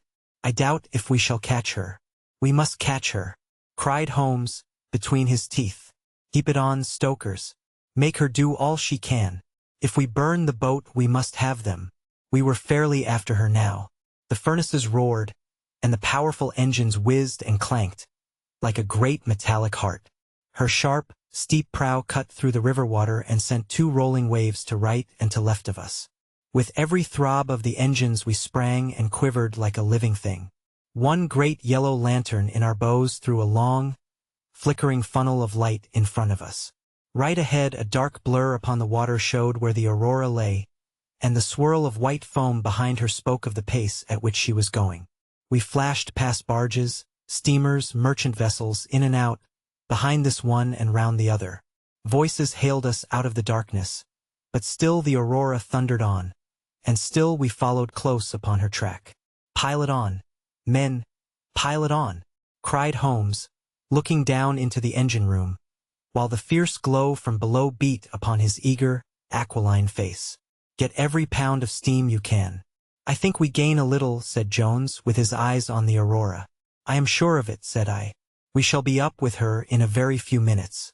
At that moment, however, as our evil fate would have it, a tug with 3 barges in tow blundered in between us. It was only by putting our helm hard down that we avoided a collision, and before we could round them and recover our way the Aurora had gained a good 200 yards. She was still, however, well in view, and the murky, uncertain twilight was setting into a clear, starlit night. Our boilers were strained to their utmost, and the frail shell vibrated and creaked with the fierce energy which was driving us along. We had shot through the Pool, past the West India Docks, down the long Deptford Reach, and up again after rounding the Isle of Dogs.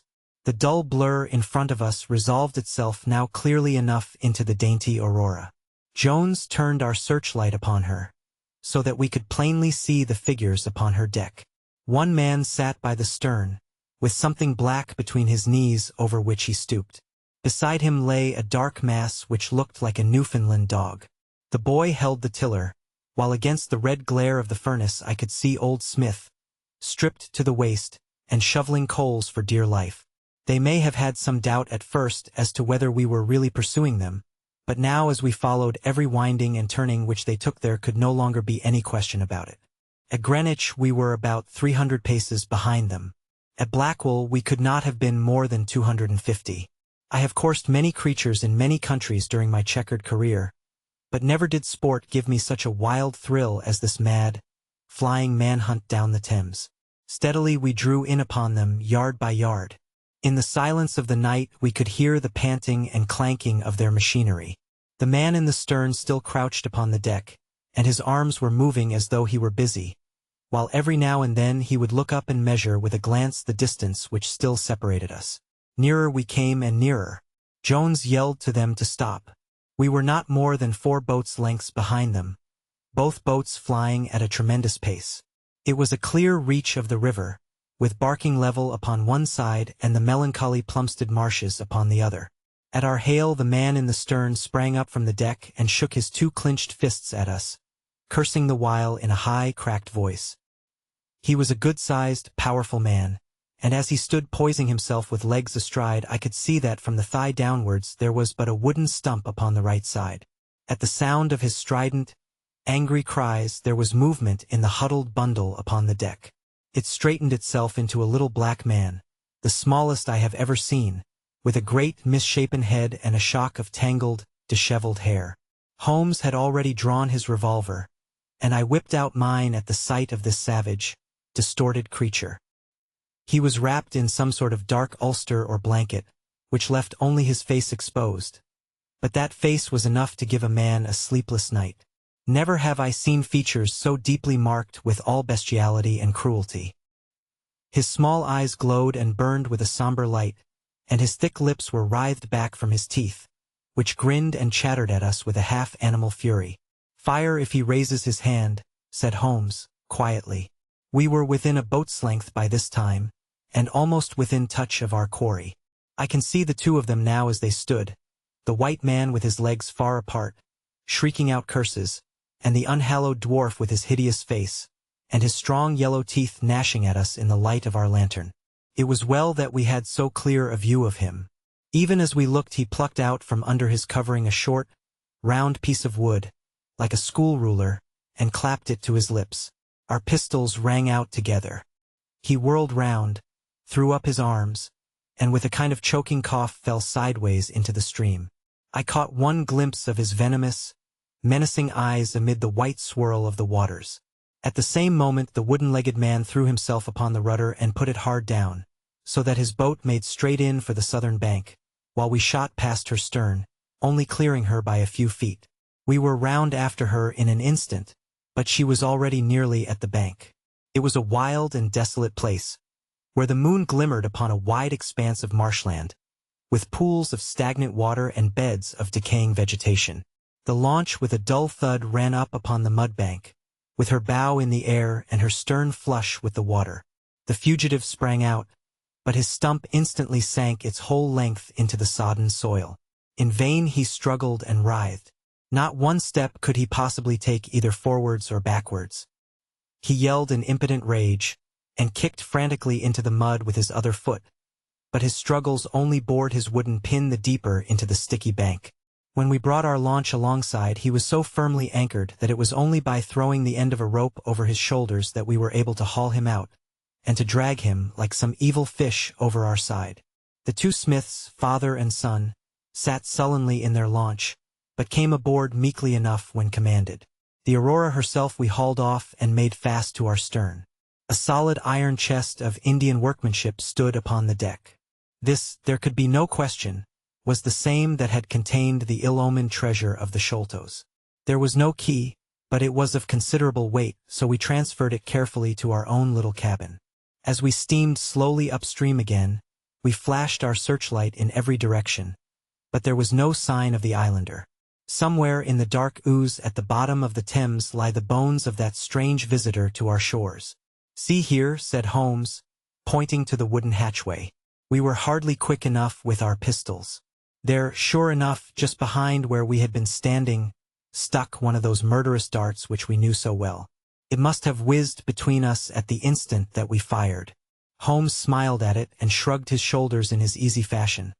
But I confess that it turned me sick to think of the horrible death which had passed so close to us that night. Chapter 11.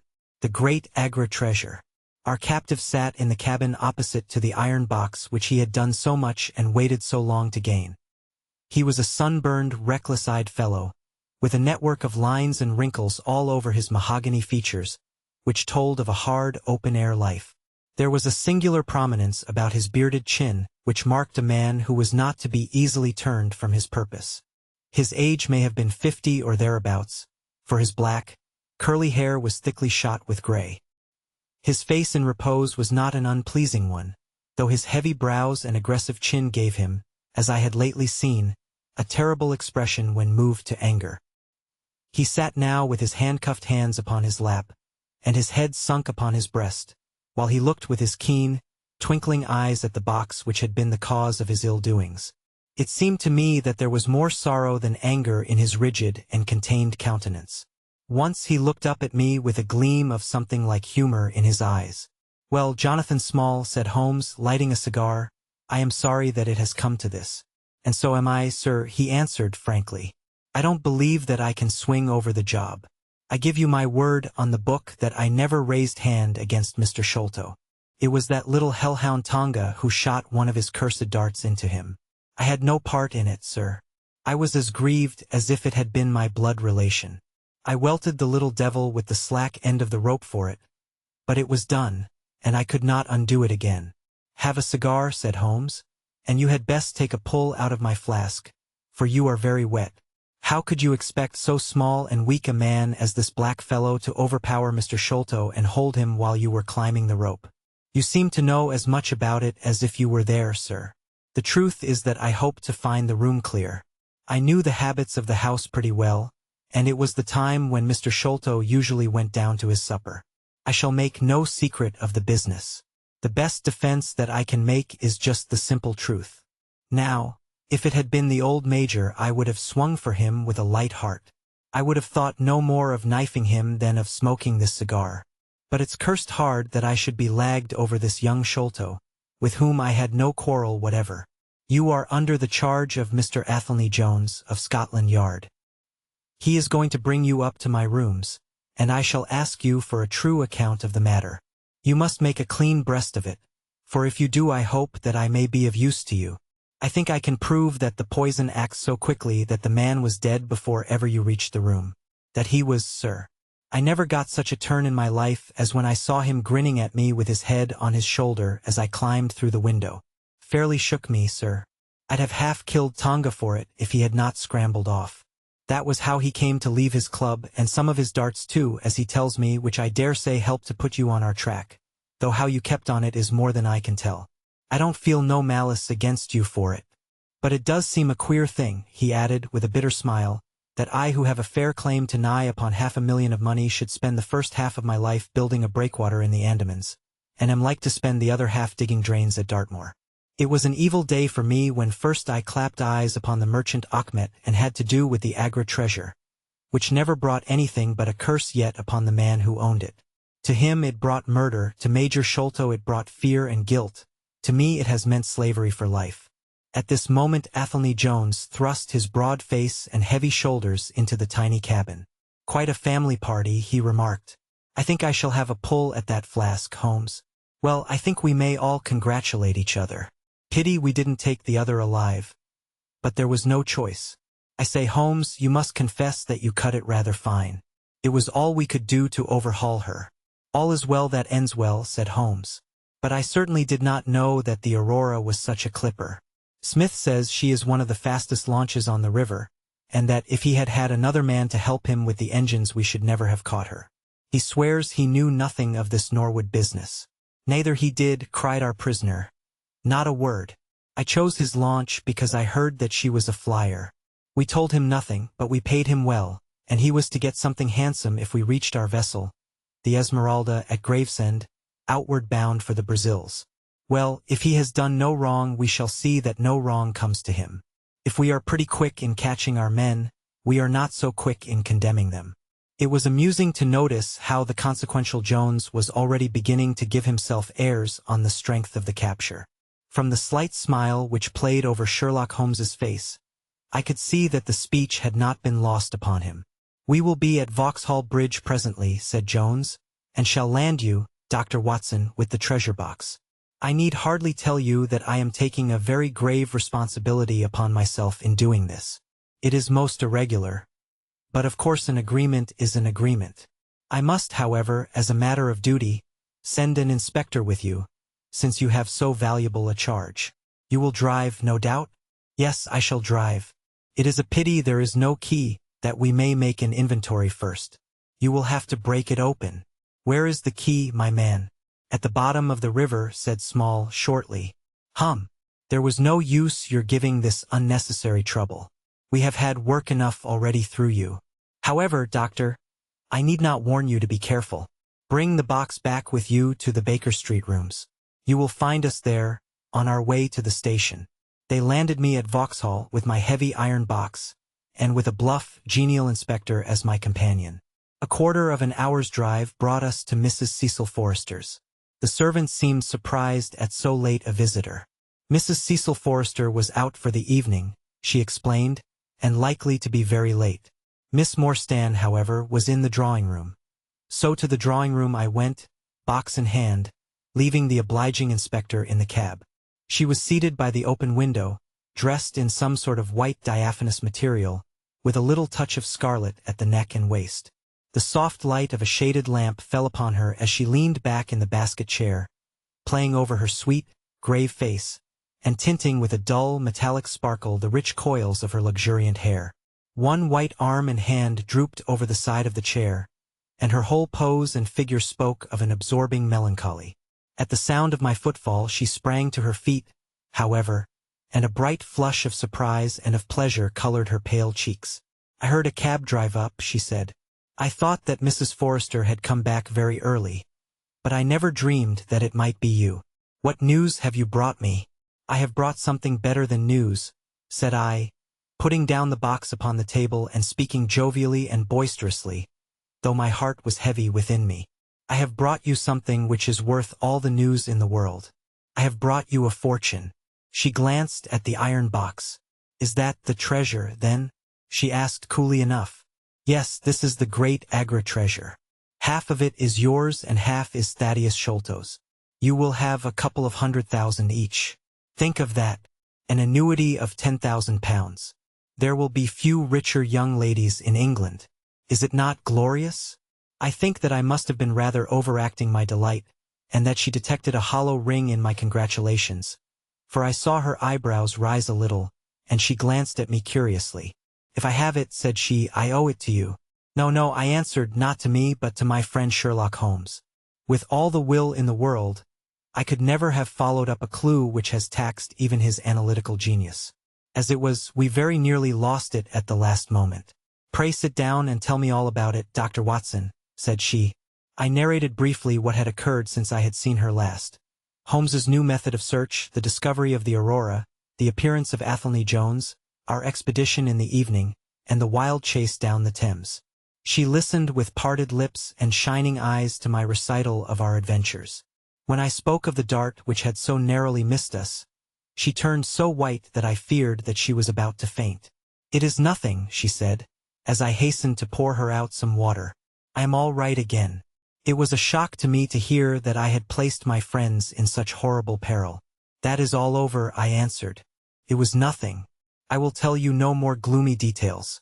Let us turn to something brighter. There is the treasure. What could be brighter than that? I got leave to bring it with me, thinking that it would interest you to be the first to see it." "It would be of the greatest interest to me," she said. There was no eagerness in her voice, however. It had struck her, doubtless, that it might seem ungracious upon her part to be indifferent to a prize which had cost so much to win. "What a pretty box," she said, stooping over it. "This is Indian work, I suppose?" "Yes. It is Benares metalwork. And so heavy," she exclaimed, trying to raise it. "The box alone must be of some value. Where is the key?" "Small threw it into the Thames," I answered. "I must borrow Mrs. Forrester's poker." There was in the front a thick and broad hasp, wrought in the image of a sitting Buddha. Under this I thrust the end of the poker and twisted it outward as a lever. The hasp sprang open with a loud snap. With trembling fingers I flung back the lid. We both stood gazing in astonishment. The box was empty. No wonder that it was heavy. The ironwork was 2/3 of an inch thick all round. It was massive, well made, and solid, like a chest constructed to carry things of great price, but not one shred or crumb of metal or jewelry lay within it. It was absolutely and completely empty. "The treasure is lost," said Miss Morstan, calmly. As I listened to the words and realized what they meant, a great shadow seemed to pass from my soul. I did not know how this Agra treasure had weighed me down, until now that it was finally removed. It was selfish, no doubt, disloyal, wrong, but I could realize nothing save that the golden barrier was gone from between us. "Thank God!" I ejaculated from my very heart. She looked at me with a quick, questioning smile. "Why do you say that?" she asked. "Because you are within my reach again," I said, taking her hand. She did not withdraw it. "Because I love you, Mary, as truly as ever a man loved a woman. Because this treasure, these riches, sealed my lips. Now that they are gone, I can tell you how I love you. That is why I said, 'Thank God.' Then I say, 'Thank God,' too," she whispered, as I drew her to my side. Whoever had lost a treasure, I knew that night that I had gained one. Chapter 12. The Strange Story of Jonathan Small. A very patient man was that inspector in the cab, for it was a weary time before I rejoined him. His face clouded over when I showed him the empty box. "There goes the reward," said he gloomily. "Where there is no money there is no pay. This night's work would have been worth a tenner each to Sam Brown and me if the treasure had been there." "Mr. Thaddeus Sholto is a rich man," I said. "He will see that you are rewarded, treasure or no." The inspector shook his head despondently, however. "It's a bad job," he repeated, "and so Mr. Athelney Jones will think." His forecast proved to be correct, for the detective looked blank enough when I got to Baker Street and showed him the empty box. They had only just arrived, Holmes, the prisoner, and he, for they had changed their plans so far as to report themselves at a station upon the way. My companion lounged in his armchair with his usual listless expression, while Small sat stolidly opposite to him with his wooden leg cocked over his sound one. As I exhibited the empty box, he leaned back in his chair and laughed aloud. "This is your doing, Small," said Athelney Jones angrily. "Yes, I have put it away where you shall never lay hand upon it," he cried exultantly. "It is my treasure, and if I can't have the loot, I'll take darned good care that no one else does. I tell you that no living man has any right to it, unless it is 3 men who are in the Andaman convict barracks and myself. I know now that I cannot have the use of it, and I know that they cannot. I have acted all through for them as much as for myself. It's been the sign of 4 with us always. Well, I know that they would have had me do just what I have done, and throw the treasure into the Thames rather than let it go to kith or kin of Sholto or of Morstan. It was not to make them rich that we did for Achmet. You'll find the treasure where the key is, and where little Tonga is. When I saw that your launch must catch us, I put the loot away in a safe place. There are no rupees for you this journey." "You are deceiving us, Small," said Athelney Jones sternly. "If you had wished to throw the treasure into the Thames, it would have been easier for you to have thrown box and all. Easier for me to throw, and easier for you to recover," he answered, with a shrewd, sidelong look. "The man that was clever enough to hunt me down is clever enough to pick an iron box from the bottom of a river. Now that they are scattered over 5 miles or so, it may be a harder job. It went to my heart to do it, though. I was half mad when you came up with us. However, there's no good grieving over it. I've had ups in my life and I've had downs, but I've learned not to cry over spilled milk." "This is a very serious matter, Small," said the detective. "If you had helped justice instead of thwarting it in this way, you would have had a better chance at your trial." "Justice?" snarled the ex-convict. "A pretty justice. Whose loot is this if it is not ours? Where is the justice that I should give it up to those who have never earned it? Look how I have earned it. 20 long years in that fever-ridden swamp, all day at work under the mangrove tree, all night chained up in the filthy convict huts, bitten by mosquitoes, racked with ague, bullied by every cursed black-faced policeman who loved to take it out of a white man. That was how I earned the Agra treasure. And you talk to me of justice because I cannot bear to feel that I have paid this price only that another may enjoy it. I would rather swing a score of times, or have one of Tonga's darts in my hide, than live in a convict's cell and feel that another man is at his ease in a palace with the money that should be mine." Small had dropped his mask of stoicism, and all this came out in a wild whirl of words, while his eyes blazed, and the handcuffs clanked together with the impassioned movement of his hands. I could understand, as I saw the fury and the passion of the man, that it was no groundless or unnatural terror which had possessed Major Sholto when he first learned that the injured convict was upon his track. "You forget that we know nothing of all this," said Holmes quietly. "We have not heard your story, and we cannot tell how far justice may originally have been on your side. Well, sir, you have been very fair-spoken to me, though I can see that I have you to thank that I have these bracelets upon my wrists. Still, I bear no grudge for that. It is all fair and above board. If you want to hear my story, I have no wish to hold it back. What I say to you is God's truth, every word of it. Thank you. You can put the glass beside me here, and I'll put my lips to it if I am dry. I am a Worcestershire man myself, born near Pershore. I dare say you would find a heap of Smalls living there now if you were to look. I have often thought of taking a look round there, but the truth is that I was never much of a credit to the family, and I doubt if they would be so very glad to see me. They were all steady, chapel-going folk, small farmers, well known and respected over the countryside, while I was always a bit of a rover. At last, however, when I was about 18, I gave them no more trouble, for I got into a mess over a girl, and could only get out of it again by taking the Queen's shilling and joining the 3rd Buffs, which was just starting for India. I wasn't destined to do much soldiering, however. I had just got past the goose step, and learned to handle my musket, when I was fool enough to go swimming in the Ganges. Luckily for me, my company sergeant, John Holder, was in the water at the same time, and he was one of the finest swimmers in the service. A crocodile took me just as I was halfway across, and nipped off my right leg as clean as a surgeon could have done it, just above the knee. What with the shock and the loss of blood, I fainted, and should have drowned if Holder had not caught hold of me and paddled for the bank. I was 5 months in hospital over it, and when at last I was able to limp out of it with this timber toe strapped to my stump, I found myself invalid out of the army and unfitted for any active occupation. I was, as you can imagine, pretty down on my luck at this time, for I was a useless cripple though not yet in my 20th year. However, my misfortune soon proved to be a blessing in disguise. A man named Abel White, who had come out there as an indigo planter, wanted an overseer to look after his coolies and keep them up to their work.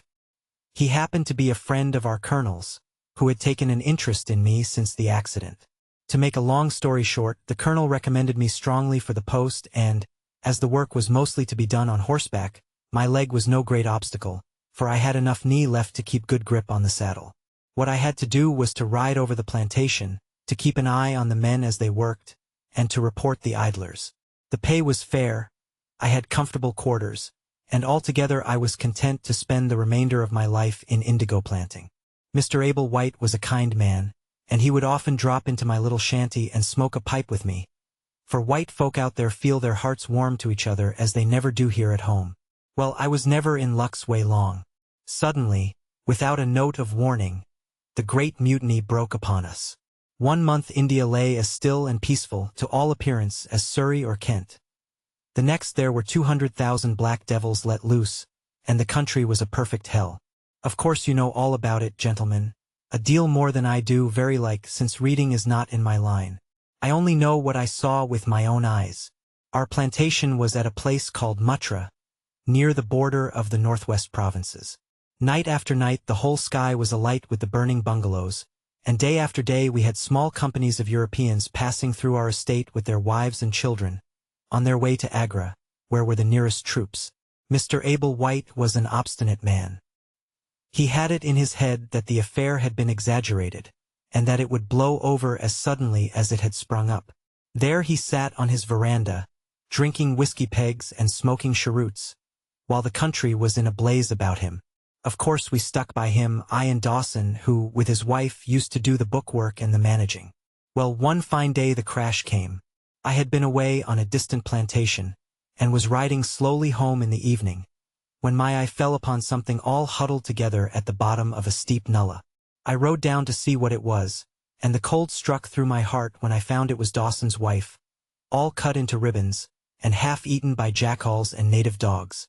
A little further up the road Dawson himself was lying on his face, quite dead, with an empty revolver in his hand and 4 sepoys lying across each other in front of him. I reined up my horse, wondering which way I should turn. But at that moment I saw thick smoke curling up from Abel White's bungalow and the flames beginning to burst through the roof. I knew then that I could do my employer no good, but would only throw my own life away if I meddled in the matter.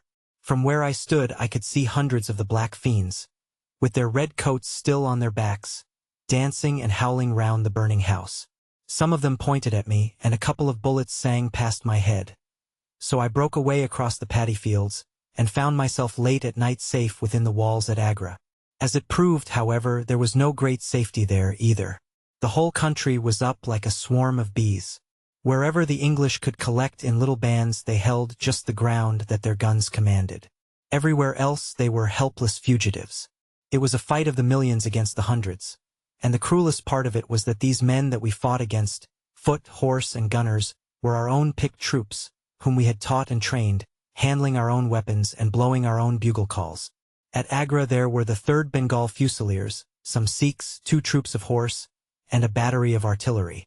A volunteer corps of clerks and merchants had been formed, and this I joined, wooden leg and all. We went out to meet the rebels at Shahgunj early in July, and we beat them back for a time, but our powder gave out and we had to fall back upon the city. Nothing but the worst news came to us from every side, which is not to be wondered at, for if you look at the map you will see that we were right in the heart of it. Lucknow is rather better than 100 miles to the east, and Kanpur about as far to the south. From every point on the compass there was nothing but torture and murder and outrage. The city of Agra is a great place, swarming with fanatics and fierce devil worshippers of all sorts. Our handful of men were lost among the narrow, winding streets.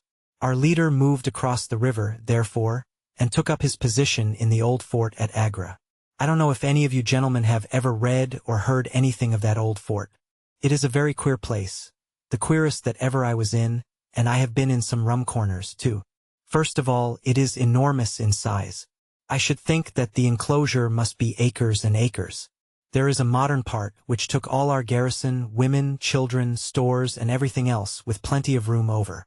But the modern part is nothing like the size of the old quarter, where nobody goes, and which is given over to the scorpions and the centipedes.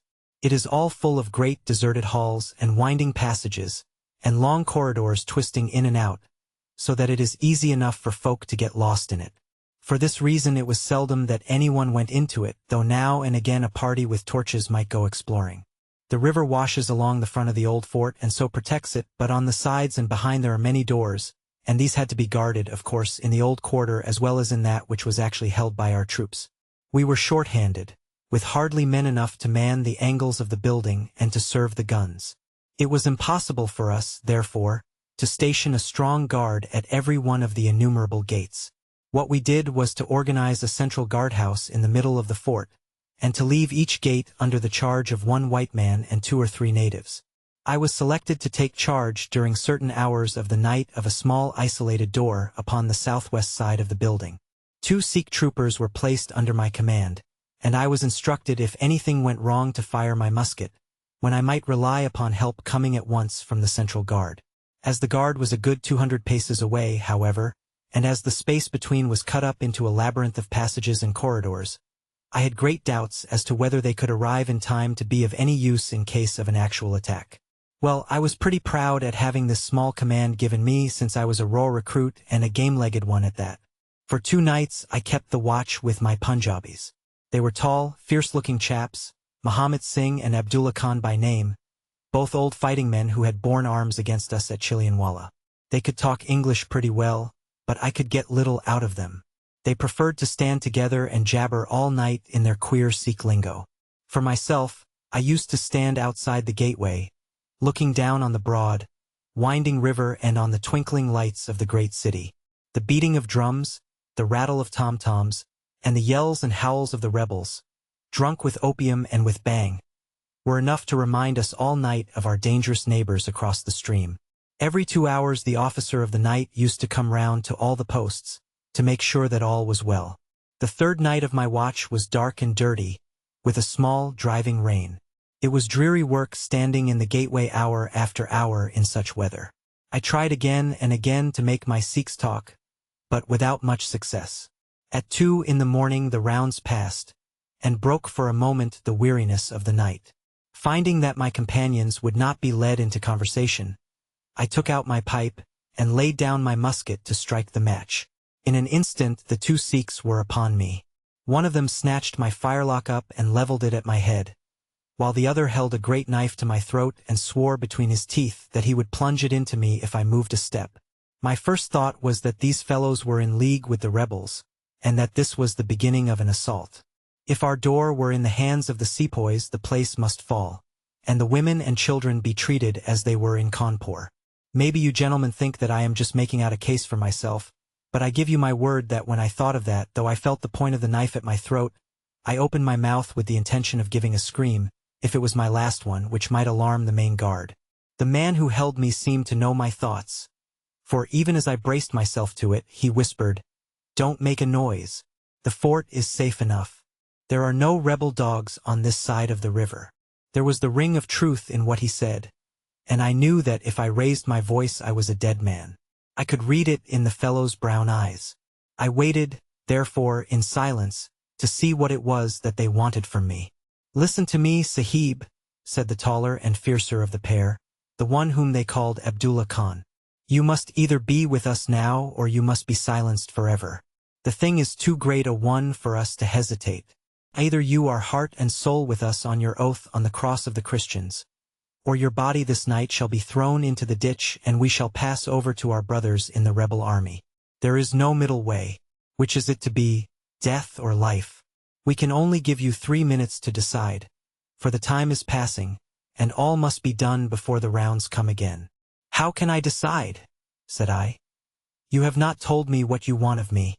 But I tell you now that if it is anything against the safety of the fort, I will have no truck with it, so you can drive home your knife and welcome. It is nothing against the fort, said he. We only ask you to do that which your countrymen come to this land for. We ask you to be rich.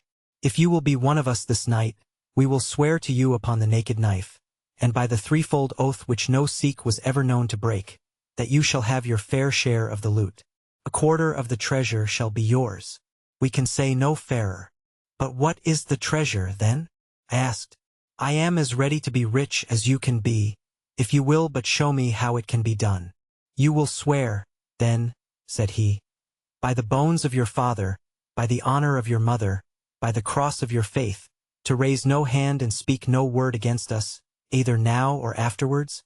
I will swear it, I answered, provided that the fort is not endangered. Then my comrade and I will swear that you shall have a quarter of the treasure, which shall be equally divided among the four of us. There are but three, said I. No, Dost Akbar must have his share. We can tell the tale to you while we await them. Do you stand at the gate, Muhammad Singh, and give notice of their coming? The thing stands thus, Sahib, and I tell it to you because I know that an oath is binding upon a Ferengi, and that we may trust you. Had you been a lying Hindu, though you had sworn by all the gods in their false temples, your blood would have been upon the knife, and your body in the water. But the Sikh knows the Englishman, and the Englishman knows the Sikh. Hearken, then, to what I have to say. There is a Raja in the northern provinces who has much wealth, though his lands are small. Much has come to him from his father, and more still he has set by himself, for he is of a low nature and hoards his gold rather than spend it. When the troubles broke out, he would be friends both with the lion and the tiger, with the sepoy and with the company's Raj. Soon, however, it seemed to him that the white men's day was come, for through all the land he could hear of nothing but of their death and their overthrow. Yet, being a careful man, he made such plans that, come what might, half at least of his treasure should be left to him. That which was in gold and silver he kept by him in the vaults of his palace, but the most precious stones and the choicest pearls that he had he put in an iron box, and sent it by a trusty servant who, under the guise of a merchant, should take it to the fort at Agra, there to lie until the land is at peace. Thus, if the rebels won he would have his money, but if the company conquered his jewels would be saved to him. Having thus divided his hoard, he threw himself into the cause of the sepoys, since they were strong upon his borders. By doing this, mark you, Sahib, his property becomes the due of those who have been true to their salt. This pretended merchant, who travels under the name of Achmet, is now in the city of Agra, and desires to gain his way into the fort. He has with him as traveling companion my foster brother Dost Akbar, who knows his secret. Dost Akbar has promised this night to lead him to a side postern of the fort, and has chosen this one for his purpose. Here he will come presently, and here he will find Muhammad Singh and myself awaiting him. The place is lonely, and none shall know of his coming. The world shall know of the merchant Achmet no more, but the great treasure of the Raja shall be divided among us. What say you to it, Sahib? In Worcestershire the life of a man seems a great and a sacred thing. But it is very different when there is fire and blood all round you and you have been used to meeting death at every turn. Whether Achmet the merchant lived or died was a thing as light as air to me, but at the talk about the treasure my heart turned to it, and I thought of what I might do in the old country with it, and how my folk would stare when they saw their ne'er-do-well coming back with his pockets full of gold moidores. I had, therefore, already made up my mind. Abdullah Khan, however, thinking that I hesitated, pressed the matter more closely. Consider, Sahib, said he, that if this man is taken by the commandant he will be hung or shot, and his jewels taken by the government, so that no man will be a rupee the better for them. Now, since we do the taking of him, why should we not do the rest as well? The jewels will be as well with us as in the company's coffers. There will be enough to make every one of us rich men and great chiefs. No one can know about the matter, for here we are cut off from all men. What could be better for the purpose? Say again, then, Sahib, whether you are with us, or if we must look upon you as an enemy.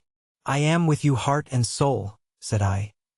It is well, he answered, handing me back my firelock. You see that we trust you, for your word, like ours, is not to be broken. We have now only to wait for my brother and the merchant. Does your brother know, "Then of what you will do?" I asked. "The plan is his. He has devised it. We will go to the gate and share the watch with Muhammad Singh." The rain was still falling steadily, for it was just the beginning of the wet season. Brown, heavy clouds were drifting across the sky, and it was hard to see more than a stone cast. A deep moat lay in front of our door, but the water was in places nearly dried up, and it could easily be crossed. It was strange to me to be standing there with those two wild Punjabis waiting for the man who was coming to his death. Suddenly my eye caught the glint of a shaded lantern at the other side of the moat. It vanished among the mound heaps, and then appeared again coming slowly in our direction. "Here they are," I exclaimed. "You will challenge him, Sahib, as usual," whispered Abdullah. "Give him no cause for fear. Send us in with him, and we shall do the rest while you stay here on guard. Have the lantern ready to uncover, that we may be sure that it is indeed the man." The light had flickered onwards, now stopping and now advancing, until I could see two dark figures upon the other side of the moat. I let them scramble down the sloping bank, splash through the mire, and climb halfway up to the gate before I challenged them. "Who goes there?" said I in a subdued voice. "Friends," came the answer. I uncovered my lantern and threw a flood of light upon them. The first was an enormous Sikh, with a black beard which swept nearly down to his cummerbund. Outside of a show I have never seen so tall a man. The other was a little, fat, round fellow, with a great yellow turban, and a bundle in his hand, done up in a shawl. He seemed to be all in a quiver with fear, for his hands twitched as if he had the ague, and his head kept turning to left and right with two bright little twinkling eyes, like a mouse when he ventures out from his hole. It gave me the chills to think of killing him, but I thought of the treasure, and my heart set as hard as a flint within me. When he saw my white face, he gave a little chirp of joy and came running up towards me. "Your protection, Sahib," he panted. "Your protection for the unhappy merchant Achmet. I have traveled across Rajputana that I might seek the shelter of the fort at Agra. I have been robbed and beaten and abused because I have been the friend of the company. It is a blessed night this when I am once more in safety, I and my poor possessions." "What have you in the bundle?" I asked. "An iron box," he answered, "which contains one or two little family matters which are of no value to others, but which I should be sorry to lose. Yet I am not a beggar, and I shall reward you, young Sahib, and your governor also, if he will give me the shelter I ask." I could not trust myself to speak longer with the man. The more I looked at his fat, frightened face, the harder did it seem that we should slay him in cold blood. It was best to get it over. "Take him to the main guard," said I. The two Sikhs closed in upon him on each side, and the giant walked behind, while they marched in through the dark gateway. Never was a man so compassed round with death. I remained at the gateway with the lantern. I could hear the measured tramp of their footsteps sounding through the lonely corridors. Suddenly it ceased, and I heard voices, and a scuffle with the sound of blows. A moment later there came, to my horror, a rush of footsteps coming in my direction, with the loud breathing of a running man. I turned my lantern down the long, straight passage, and there was the fat man, running like the wind, with a smear of blood across his face, and close at his heels, bounding like a tiger, the great black-bearded Sikh, with a knife flashing in his hand. I have never seen a man run so fast as that little merchant. He was gaining on the Sikh, and I could see that if he once passed me and got to the open air he would save himself yet. My heart softened to him, but again the thought of his treasure turned me hard and bitter. I cast my firelock between his legs as he raced past, and he rolled twice over like a shot rabbit. Ere he could stagger to his feet the Sikh was upon him, and buried his knife twice in his side. The man never uttered moan nor moved muscle, but lay where he had fallen. I think myself that he may have broken his neck with the fall. You see, gentlemen, that I am keeping my promise. I am telling you every work of the business just exactly as it happened, whether it is in my favor or not. He stopped, and held out his manacled hands for the whiskey and water which Holmes had brewed for him. For myself, I confess that I had now conceived the utmost horror of the man, not only for this cold-blooded business in which he had been concerned, but even more for the somewhat flippant and careless way in which he narrated it. Whatever punishment was in store for him, I felt that he might expect no sympathy from me. Sherlock Holmes and Jones sat with their hands upon their knees, deeply interested in the story, but with the same disgust written upon their faces.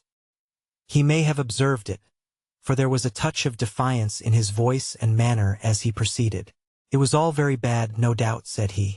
"I should like to know how many fellows in my shoes would have refused a share of this loot when they knew that they would have their throats cut for their pains. Besides, it was my life or his when once he was in the fort. If he had got out, the whole business would come to light, and I should have been court-martialed and shot as likely as not, for people were not very lenient at a time like that." "Go on with your story," said Holmes, shortly. "Well, we carried him in, Abdullah, Akbar, and I. A fine weight he was too, for all that he was so short. Muhammad Singh was left to guard the door. We took him to a place which the Sikhs had already prepared. It was some distance off, where a winding passage leads to a great empty hall, the brick walls of which were all crumbling to pieces. The earth floor had sunk in at one place, making a natural grave, so we left Achmet the merchant there, having first covered him over with loose bricks. This done, we all went back to the treasure. It lay where he had dropped it when he was first attacked. The box was the same which now lies open upon your table. A key was hung by a silken cord to that carved handle upon the top. We opened it, and the light of the lantern gleamed upon a collection of gems, such as I have read of and thought about when I was a little lad at Pershore. It was blinding to look upon them. When we had feasted our eyes, we took them all out and made a list of them. There were 143 diamonds of the first water, including one which has been called, I believe, the Great Mogul, and is said to be the second largest stone in existence. Then there were 97 very fine emeralds and 170 rubies, some of which, however, were small. There were 40 carbuncles, 210 sapphires, 61 agates, and a great quantity of beryls, onyxes, cat's eyes, turquoises, and other stones, the very names of which I did not know at the time, though I have become more familiar with them since. Besides this, there were nearly 300 very fine pearls, 12 of which were set in a gold coronet. By the way, these last had been taken out of the chest and were not there when I recovered it. After we had counted our treasures, we put them back into the chest and carried them to the gateway to show them to Muhammad Singh. Then we solemnly renewed our oath to stand by each other and be true to our secret. We agreed to conceal our loot in a safe place until the country should be at peace again, and then to divide it equally among ourselves. There was no use dividing it at present, for if gems of such value were found upon us it would cause suspicion, and there was no privacy in the fort nor any place where we could keep them. We carried the box, therefore, into the same hall where we had buried the body, and there, under certain bricks in the best preserved wall, we made a hollow and put our treasure. We made careful note of the place, and next day I drew 4 plans, one for each of us, and put the sign of the 4 of us at the bottom, for we had sworn that we should each always act for all, so that none might take advantage. That is an oath that I can put my hand to my heart and swear that I have never broken. Well, there's no use my telling you gentlemen what came of the Indian Mutiny. After Wilson took Delhi and Sir Colin relieved Lucknow, the back of the business was broken. Fresh troops came pouring in, and Nana Sahib made himself scarce over the frontier. A flying column under Colonel Graith came round to Agra and cleared the Pandis away from it. Peace seemed to be settling upon the country, and we 4 were beginning to hope that the time was at hand when we might safely go off with our shares of the plunder. In a moment, however, our hopes were shattered by our being arrested as the murderers of Achmet. Came about in this way. When the Rajah put his jewels into the hands of Achmet, he did it because he knew that he was a trusty man. They are suspicious folk in the East, however. So what does this Rajah do but take a second, even more trusty servant and set him to play the spy upon the first? This second man was ordered never to let Achmet out of his sight, and he followed him like his shadow. He went after him that night and saw him pass through the doorway. Of course he thought he had taken refuge in the fort, and applied for admission there himself next day, but could find no trace of Achmet. This seemed to him so strange that he spoke about it to a sergeant of guides, who brought it to the ears of the commandant. A thorough search was quickly made, and the body was discovered. Thus, at the very moment that we thought that all was safe, we were all 4 seized and brought to trial on a charge of murder. 3 of us because we had held the gate that night, and the 4th because he was known to have been in the company of the murdered man. Not a word about the jewels came out at the trial, for the Raja had been deposed and driven out of India, so no one had any particular interest in them. The murder, however, was clearly made out, and it was certain that we must all have been concerned in it. The 3 Sikhs got penal servitude for life, and I was condemned to death, though my sentence was afterwards commuted into the same as the others. It was rather a queer position that we found ourselves in then. There we were all 4 tied by the leg and with precious little chance of ever getting out again, while we each held a secret which might have put each of us in a palace if we could only have made use of it. It was enough to make a man eat his heart out to have to stand the kick and the cuff of every petty jack in office, to have rice to eat and water to drink, when that gorgeous fortune was ready for him outside, just waiting to be picked up. It might have driven me mad, but I was always a pretty stubborn one, so I just held on and bided my time. At last it seemed to me to have come. I was changed from Agra to Madras, and from there to Blair Island in the Andamans. There are very few white convicts at this settlement, and, as I had behaved well from the first, I soon found myself a sort of privileged person. I was given a hut in Hopetown, which is a small place on the slopes of Mount Harriet, and I was left pretty much to myself. It is a dreary, fever-stricken place, and all beyond our little clearings was infested with wild cannibal natives, who were ready enough to blow a poisoned dart at us if they saw a chance. There was digging and ditching and yam planting and a dozen other things to be done, so we were busy enough all day, though in the evening we had a little time to ourselves.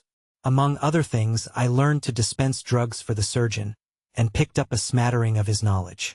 All the time I was on the lookout for a chance of escape, but it is hundreds of miles from any other land, and there is little or no wind in those seas, so it was a terribly difficult job to get away.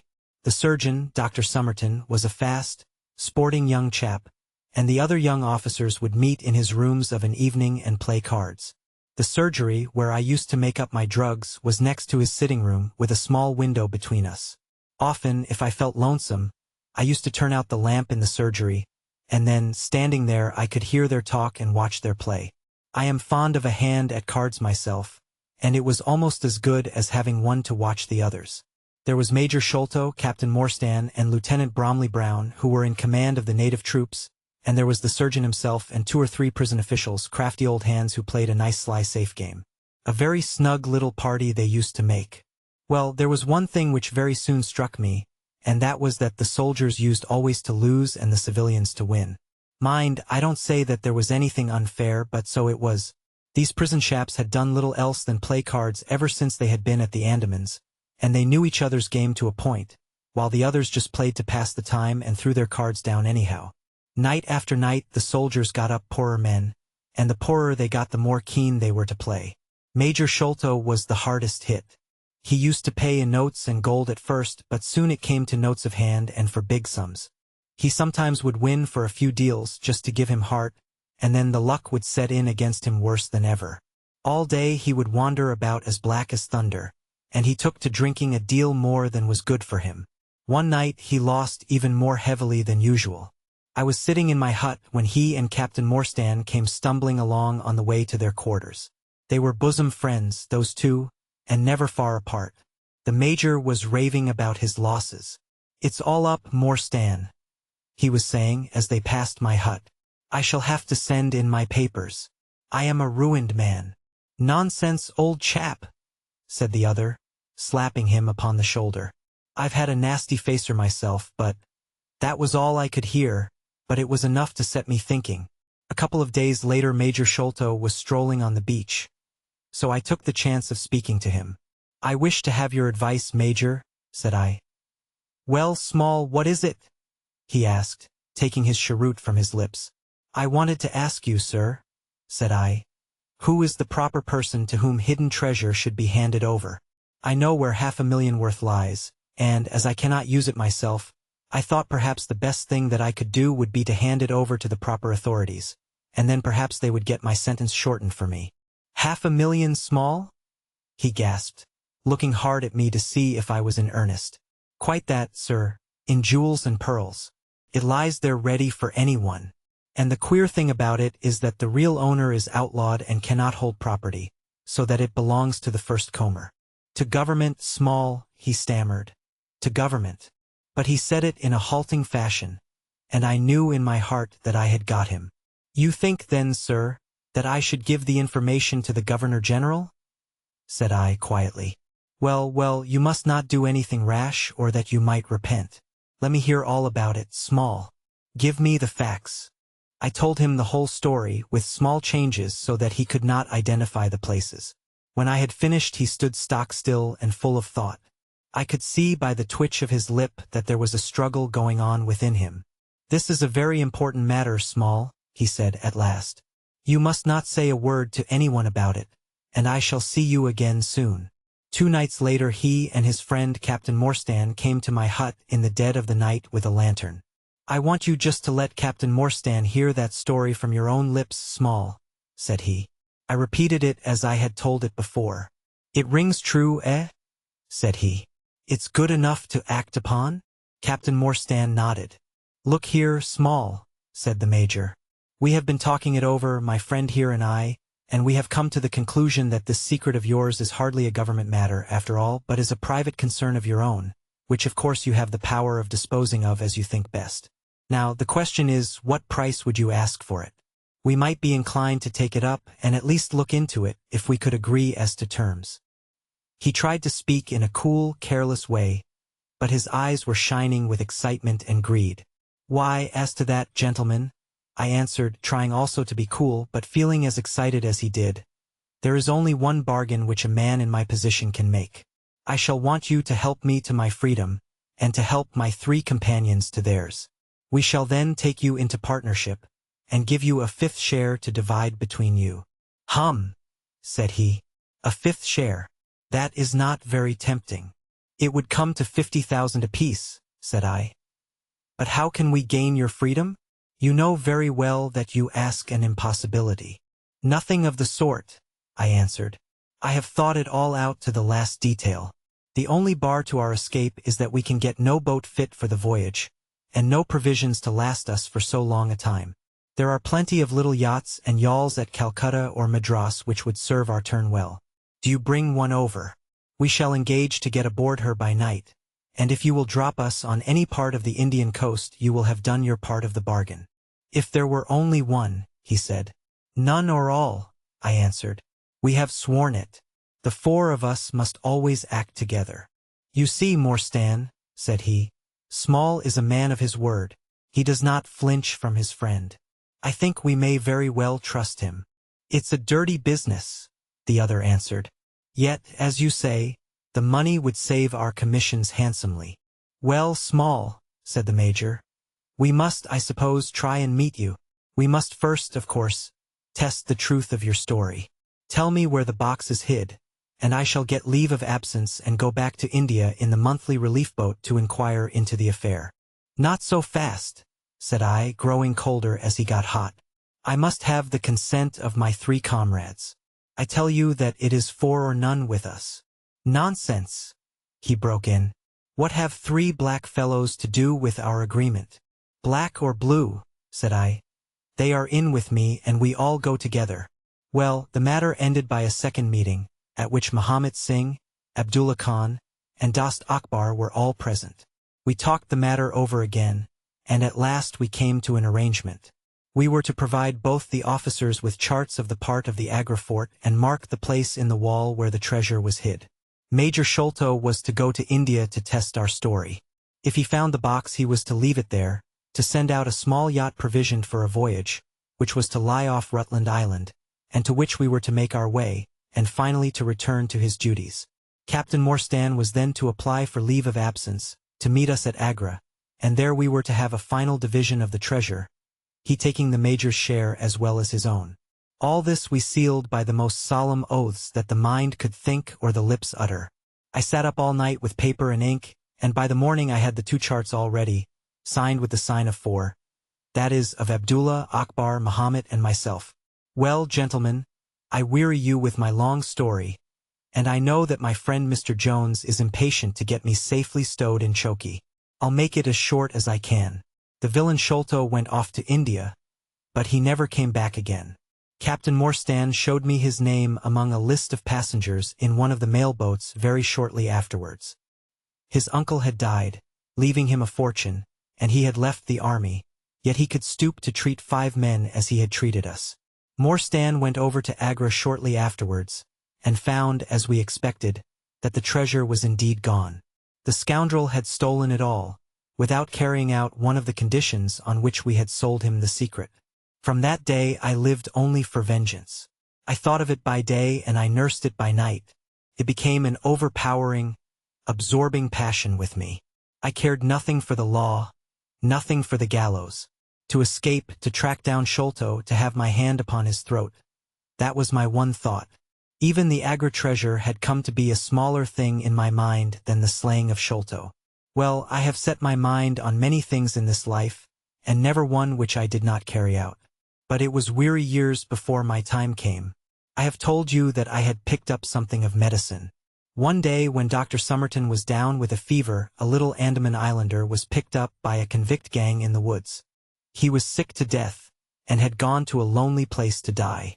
I took him in hand, though he was as venomous as a young snake, and after a couple of months I got him all right and able to walk. He took a kind of fancy to me then, and would hardly go back to his woods, but was always hanging about my hut. I learned a little of his lingo from him, and this made him all the fonder of me. Tonga, for that was his name, was a fine boatman, and owned a big, roomy canoe of his own. When I found that he was devoted to me and would do anything to serve me, I saw my chance of escape. I talked it over with him. He was to bring his boat round on a certain night to an old wharf which was never guarded, and there he was to pick me up. I gave him directions to have several gourds of water and a lot of yams, coconuts, and sweet potatoes. He was stanch and true, was little Tonga. No man ever had a more faithful mate. At the night named he had his boat at the wharf. As it chanced, however, there was one of the convict guard down there. A vile Pathan who had never missed a chance of insulting and injuring me. I had always vowed vengeance, and now I had my chance. It was as if fate had placed him in my way that I might pay my debt before I left the island. He stood on the bank with his back to me, and his carbine on his shoulder. I looked about for a stone to beat out his brains with, but none could I see. Then a queer thought came into my head and showed me where I could lay my hand on a weapon. I sat down in the darkness and unstrapped my wooden leg. With 3 long hops I was on him. He put his carbine to his shoulder, but I struck him full, and knocked the whole front of his skull in. You can see the split in the wood now where I hit him. We both went down together, for I could not keep my balance, but when I got up I found him still lying quiet enough. I made for the boat, and in an hour we were well out at sea. Tonga had brought all his earthly possessions with him, his arms and his gods. Among other things, he had a long bamboo spear, and some Andaman coconut matting with which I made a sort of sail. For 10 days we were beating about, trusting to luck, and on the 11th we were picked up by a trader which was going from Singapore to Jeddah with a cargo of Malay pilgrims. They were a rum crowd, and Tonga and I soon managed to settle down among them. They had one very good quality. They let you alone and asked no questions. Well, if I were to tell you all the adventures that my little chum and I went through, you would not thank me, for I would have you here until the sun was shining. Here and there we drifted about the world, something always turning up to keep us from London. All the time, however, I never lost sight of my purpose. I would dream of Sholto at night. 100 times I have killed him in my sleep. At last, however, some 3 or 4 years ago, we found ourselves in England. I had no great difficulty in finding where Sholto lived, and I set to work to discover whether he had realized the treasure, or if he still had it. I made friends with someone who could help me. I name no names, for I don't want to get anyone else in a hole, and I soon found that he still had the jewels. Then I tried to get at him in many ways, but he was pretty sly, and had always 2 prize-fighters, besides his sons and his khitmatgar, on guard over him. One day, however, I got word that he was dying. I hurried at once to the garden, mad that he should slip out of my clutches like that, and, looking through the window, I saw him lying in his bed, with his sons on each side of him. I'd have come through and taken my chance with the 3 of them, only even as I looked at him his jaw dropped, and I knew that he was gone. I got into his room that same night, though, and I searched his papers to see if there was any record of where he had hidden our jewels. There was not a line, however. So I came away, bitter and savage as a man could be. Before I left I bethought me that if I ever met my Sikh friends again it would be a satisfaction to know that I had left some mark of our hatred. So I scrawled down the sign of the four of us, as it had been on the chart, and I pinned it on his bosom. It was too much that he should be taken to the grave without some token from the men whom he had robbed and befooled. We earned a living at this time by my exhibiting poor Tonga at fairs and other such places as the Black Cannibal. He would eat raw meat and dance his war dance. So we always had a hatful of pennies after a day's work. I still heard all the news from Pondicherry Lodge, and for some years there was no news to hear, except that they were hunting for the treasure. At last, however, came what we had waited for so long. The treasure had been found. It was up at the top of the house, in Mr. Bartholomew Sholto's chemical laboratory. I came at once and had a look at the place, but I could not see how with my wooden leg I was to make my way up to it. I learned, however, about a trapdoor in the roof and also about Mr. Sholto's supper hour. It seemed to me that I could manage the thing easily through Tonga. I brought him out with me with a long rope wound round his waist. He could climb like a cat, and he soon made his way through the roof, but, as ill luck would have it, Bartholomew Sholto was still in the room to his cost. Tonga thought he had done something very clever in killing him, for when I came up by the rope I found him strutting about as proud as a peacock. Very much surprised was he when I made at him with the rope's end and cursed him for a little bloodthirsty imp. I took the treasure box and let it down, and then slid down myself, having first left the sign of the four upon the table, to show that the jewels had come back at last to those who had most right to them. Tonga then pulled up the rope, closed the window, and made off the way that he had come. I don't know that I have anything else to tell you. I had heard a waterman speak of the speed of Smith's launch, the Aurora, so I thought she would be a handicraft for our escape. I engaged with old Smith, and was to give him a big sum if he got us safe to our ship. He knew, no doubt, that there was some screw loose, but he was not in our secrets. All this is the truth, and if I tell it to you, gentlemen, it is not to amuse you, for you have not done me a very good turn. But it is because I believe the best defense I can make is just to hold back nothing, but let all the world know how badly I have myself been served by Major Sholto, and how innocent the first am of the death of his son. A very remarkable account, said Sherlock Holmes. A fitting wind-up to an extremely interesting case. There is nothing at all new to me in the latter part of your narrative, except that you brought your own rope. That I did not know. By the way, I had hoped that Tonga had lost all his darts, yet he managed to shoot one at us in the boat. He had lost them all, sir, except the one which was in his blowpipe at the time. Ah, of course, said Holmes. I had not thought of that. Is there any other point which you would like to ask about? Asked the convict affably. I think not, thank you, my companion answered. Well, Holmes, said Athelney Jones, you are a man to be humored, and we all know that you are a connoisseur of crime, but duty is duty, and I have gone rather far in doing what you and your friend asked me. I shall feel more at ease when we have our storyteller here safe under lock and key. The cab still waits, and there are 2 inspectors downstairs. I am much obliged to you both for your assistance. Of course you will be wanted at the trial. Good night to you. Good night, gentlemen both, said Jonathan Small. You first, Small, remarked the wary Jones as they left the room. I'll take particular care that you don't club me with your wooden leg, whatever you may have done to the gentleman at the Andaman Isles. Well, and there is the end of our little drama, I remarked after we had sat some time smoking in silence. I fear that it may be the last investigation in which I shall have the chance of studying your methods. Miss Morstan has done me the honor to accept me as a husband in perspective. He gave a most dismal groan. I feared as much, said he. I really cannot congratulate you. I was a little hurt. Have you any reason to be dissatisfied with my choice? I asked. Not at all. I think she is one of the most charming young ladies I ever met, and might have been most useful in such work as we have been doing. She had a decided genius that way. Witness the way in which she preserved that agriplan from all the other papers of her father. But love is an emotional thing, and whatever is emotional is opposed to that true cold reason which I place above all things. I should never marry myself, lest I bias my judgment. I trust, said I, laughing, that my judgment may survive the ordeal. But you look weary. Yes, the reaction is already upon me. I shall be as limp as a rag for a week. Strange, said I, how terms of what in another man I should call laziness alternate with your fits of splendid energy and vigor. Yes, he answered, there are in me the makings of a very fine loafer and also of a pretty spry sort of fellow. I often think of those lines of old Goethe. Shade das die Natur nur einen Mensch ausdir schuf. Den zum Wertigen man war zum Skelman der Stoff.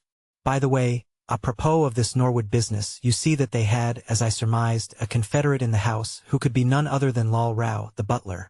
So Jones actually has the undivided honor of having caught one fish in his great haul. The division seems rather unfair, I remarked. You have done all the work in this business. I get a wife out of it, Jones gets the credit, pray what remains for you?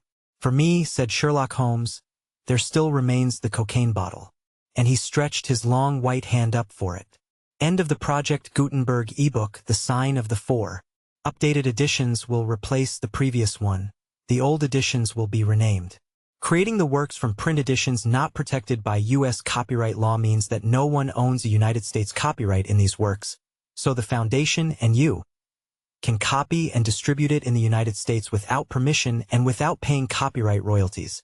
Special rules, set forth in the general terms of use part of this license, apply to copying and distributing Project Gutenberg electronic works to protect the Project Gutenberg concept and trademark. Project Gutenberg is a registered trademark and may not be used if you charge for an ebook, except by following the terms of the trademark license, including paying royalties for use of the Project Gutenberg trademark.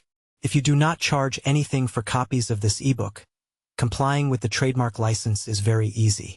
You may use this ebook for nearly any purpose such as creation of derivative works, reports, performances, and research. Project Gutenberg ebooks may be modified and printed and given away. You may do practically anything in the United States with ebooks not protected by U.S. copyright law. Redistribution is subject to the trademark license, especially commercial redistribution. Start. Full license. The full Project Gutenberg license. Please read this before you distribute or use this work. To protect the Project Gutenberg mission of promoting the free distribution of electronic works, by using or distributing this work, or any other work associated in any way with the phrase Project Gutenberg, you agree to comply with all the terms of the full Project Gutenberg license available with this file or online at www.gutenberg.org/license. Section 1. General Terms of Use and Redistributing Project Gutenberg Electronic Works. 1.a. By reading or using any part of this Project Gutenberg electronic work, you indicate that you have read, understand, agree to, and accept all the terms of this license and intellectual property, trademark/copyright, agreement. If you do not agree to abide by all the terms of this agreement, you must cease using and return or destroy all copies of Project Gutenberg electronic works in your possession. If you paid a fee for obtaining a copy of or access to a Project Gutenberg electronic work, and you do not agree to be bound by the terms of this agreement, you may obtain a refund from the person or entity to whom you paid the fee as set forth in paragraph 1.e.8. 1.b. Project Gutenberg is a registered trademark. It may only be used on or associated in any way with an electronic work by people who agree to be bound by the terms of this agreement. There are a few things that you can do with most Project Gutenberg electronic works even without complying with the full terms of this agreement. See paragraph 1.c below. There are a lot of things you can do with Project Gutenberg electronic works if you follow the terms of this agreement and help preserve free future access to Project Gutenberg electronic works. See paragraph 1.e below. 1.c. The Project Gutenberg Literary Archive Foundation, the Foundation or PGLAF, owns a compilation copyright in the collection of Project Gutenberg electronic works. Nearly all the individual works in the collection are in the public domain in the United States. If an individual work is unprotected by copyright law in the United States and you are located in the United States, we do not claim a right to prevent you from copying, distributing, performing, displaying, or creating derivative works based on the work as long as all references to Project Gutenberg are removed. Of course, we hope that you will support the Project Gutenberg mission of promoting free access to electronic works by freely sharing Project Gutenberg works in compliance with the terms of this agreement for keeping the Project Gutenberg name associated with the work. You can easily comply with the terms of this agreement by keeping this work in the same format with its attached full Project Gutenberg license when you share it without charge with others. 1.d. The copyright laws of the place where you are located also govern what you can do with this work. Copyright laws in most countries are in a constant state of change. If you are outside the United States, check the laws of your country in addition to the terms of this agreement before downloading, copying, displaying, performing, distributing, or creating derivative works based on this work or any other Project Gutenberg work. The Foundation makes no representations concerning the copyright status of any work in any country other than the United States. 1.e. Unless you have removed all references to Project Gutenberg. 1e.1. The following sentence with active links to or other immediate access to the full Project Gutenberg license must appear prominently whenever any copy of a Project Gutenberg work, any work on which the phrase Project Gutenberg appears, or with which the phrase Project Gutenberg is associated, is accessed, displayed, performed, viewed, copied, or distributed. This ebook is for the use of anyone anywhere in the United States and most other parts of the world at no cost and with almost no restrictions whatsoever. You may copy it, give it away, or reuse it under the terms of the Project Gutenberg license included with this ebook or online at www.gutenberg.org. If you are not located in the United States, you will have to check the laws of the country where you are located before using this ebook. 1e.2. If an individual Project Gutenberg electronic work is derived from texts not protected by U.S. copyright law, does not contain a notice indicating that it is posted with permission of the copyright holder, the work can be copied and distributed to anyone in the United States without paying any fees or charges. If you are redistributing or providing access to a work with the phrase Project Gutenberg associated with or appearing on the work, you must comply either with the requirements of paragraphs 1.e.1 through 1.e.7 or obtain permission for the use of the work and the Project Gutenberg trademark as set forth in paragraphs 1.e.8 or 1.e.9. 1d.3. If an individual Project Gutenberg electronic work is posted with the permission of the copyright holder, your use and distribution must comply with both paragraphs 1e.1 through 1e.7 and any additional terms imposed by the copyright holder. Additional terms will be linked to the Project Gutenberg license for all works posted with the permission of the copyright holder found at the beginning of this work. 1e.4. Do not unlink or detach or remove the full Project Gutenberg license terms from this work, or any files containing a part of this work or any other work associated with Project Gutenberg. 1e.5. Do not copy, display, perform, distribute or redistribute this electronic work, or any part of this electronic work, without prominently displaying the sentence set forth in paragraph 1e.1, with active links or immediate access to the full terms of the Project Gutenberg license. 1e.6. You may convert to and distribute this work in any binary, compressed, marked up, non-proprietary or proprietary form, including any word processing or hypertext form. However, if you provide access to or distribute copies of a Project Gutenberg work in a format other than plain vanilla ASCII or other format used in the official version posted on the official Project Gutenberg website, www.gutenberg.org, you must, at no additional cost, fee, or expense to the user, provide a copy, a means of exporting a copy, or a means of obtaining a copy upon request, of the work in its original plain vanilla ASCII or other form. Any alternate format must include the full Project Gutenberg license as specified in paragraph 1.e.1. 1.e.7. Do not charge a fee for access to, viewing, displaying, performing, copying, or distributing any Project Gutenberg works unless you comply with paragraph 1e.8 or 1.e.9. 1e.8. You may charge a reasonable fee for copies of or providing access to or distributing Project Gutenberg electronic works provided that you pay a royalty fee of 20% of the gross profits you derive from the use of Project Gutenberg works calculated using the method you already used to calculate your applicable taxes. The fee is owed to the owner of the Project Gutenberg trademark, but he has agreed to donate royalties under this paragraph to the Project Gutenberg Literary Archive Foundation. Royalty payments must be paid within 60 days following each date on which you prepare, or are legally required to prepare, your periodic tax returns. Royalty payments should be clearly marked as such and sent to the Project Gutenberg Literary Archive Foundation at the address specified in Section 4. Information about donations to the Project Gutenberg Literary Archive Foundation. Do you provide a full refund of any money paid by a user who notifies you in writing, or by email, within 30 days of receipt that he does not agree to the terms of the full Project Gutenberg license? You must require such a user to return or destroy all copies of the works possessed in a physical medium and discontinue all use of and all access to other copies of Project Gutenberg works. Do you provide, in accordance with paragraph 1.f.3, a full refund of any money paid for a work or a replacement copy, if a defect in the electronic work is discovered and reported to you within 90 days of receipt of the work? Do you comply with all other terms of this agreement for free distribution of Project Gutenberg works? 1E.9.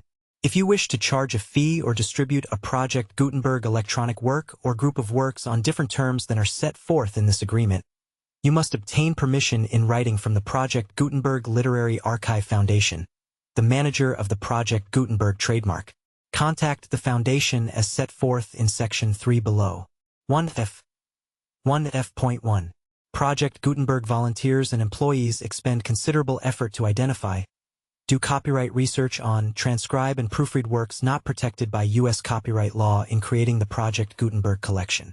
Despite these efforts, Project Gutenberg electronic works, and the medium on which they may be stored, may contain defects, such as, but not limited to, incomplete, inaccurate or corrupt data, transcription errors, a copyright or other intellectual property infringement, a defective or damaged disk or other medium, a computer virus, or computer codes that damage or cannot be read by your equipment.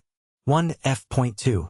Limited warranty, disclaimer of damages, except for the right of replacement or refund described in paragraph 1 at F.3. The Project Gutenberg Literary Archive Foundation, the owner of the Project Gutenberg trademark, and any other party distributing a Project Gutenberg electronic work under this agreement, disclaim all liability to you for damages, costs, and expenses, including legal fees. You agree that you have no remedies for negligence, strict liability, breach of warranty, or breach of contract except those provided in paragraph 1, F.3. You agree that the foundation, the trademark owner, and any distributor under this agreement will not be liable to you for actual, direct, indirect, consequential, punitive, or incidental damages even if you give notice of the possibility of such damage. 1 at F.3. Limited right of replacement or refund. If you discover a defect in this electronic work within 90 days of receiving it, you can receive a refund of the money, if any, you paid for it by sending a written explanation to the person you received the work from.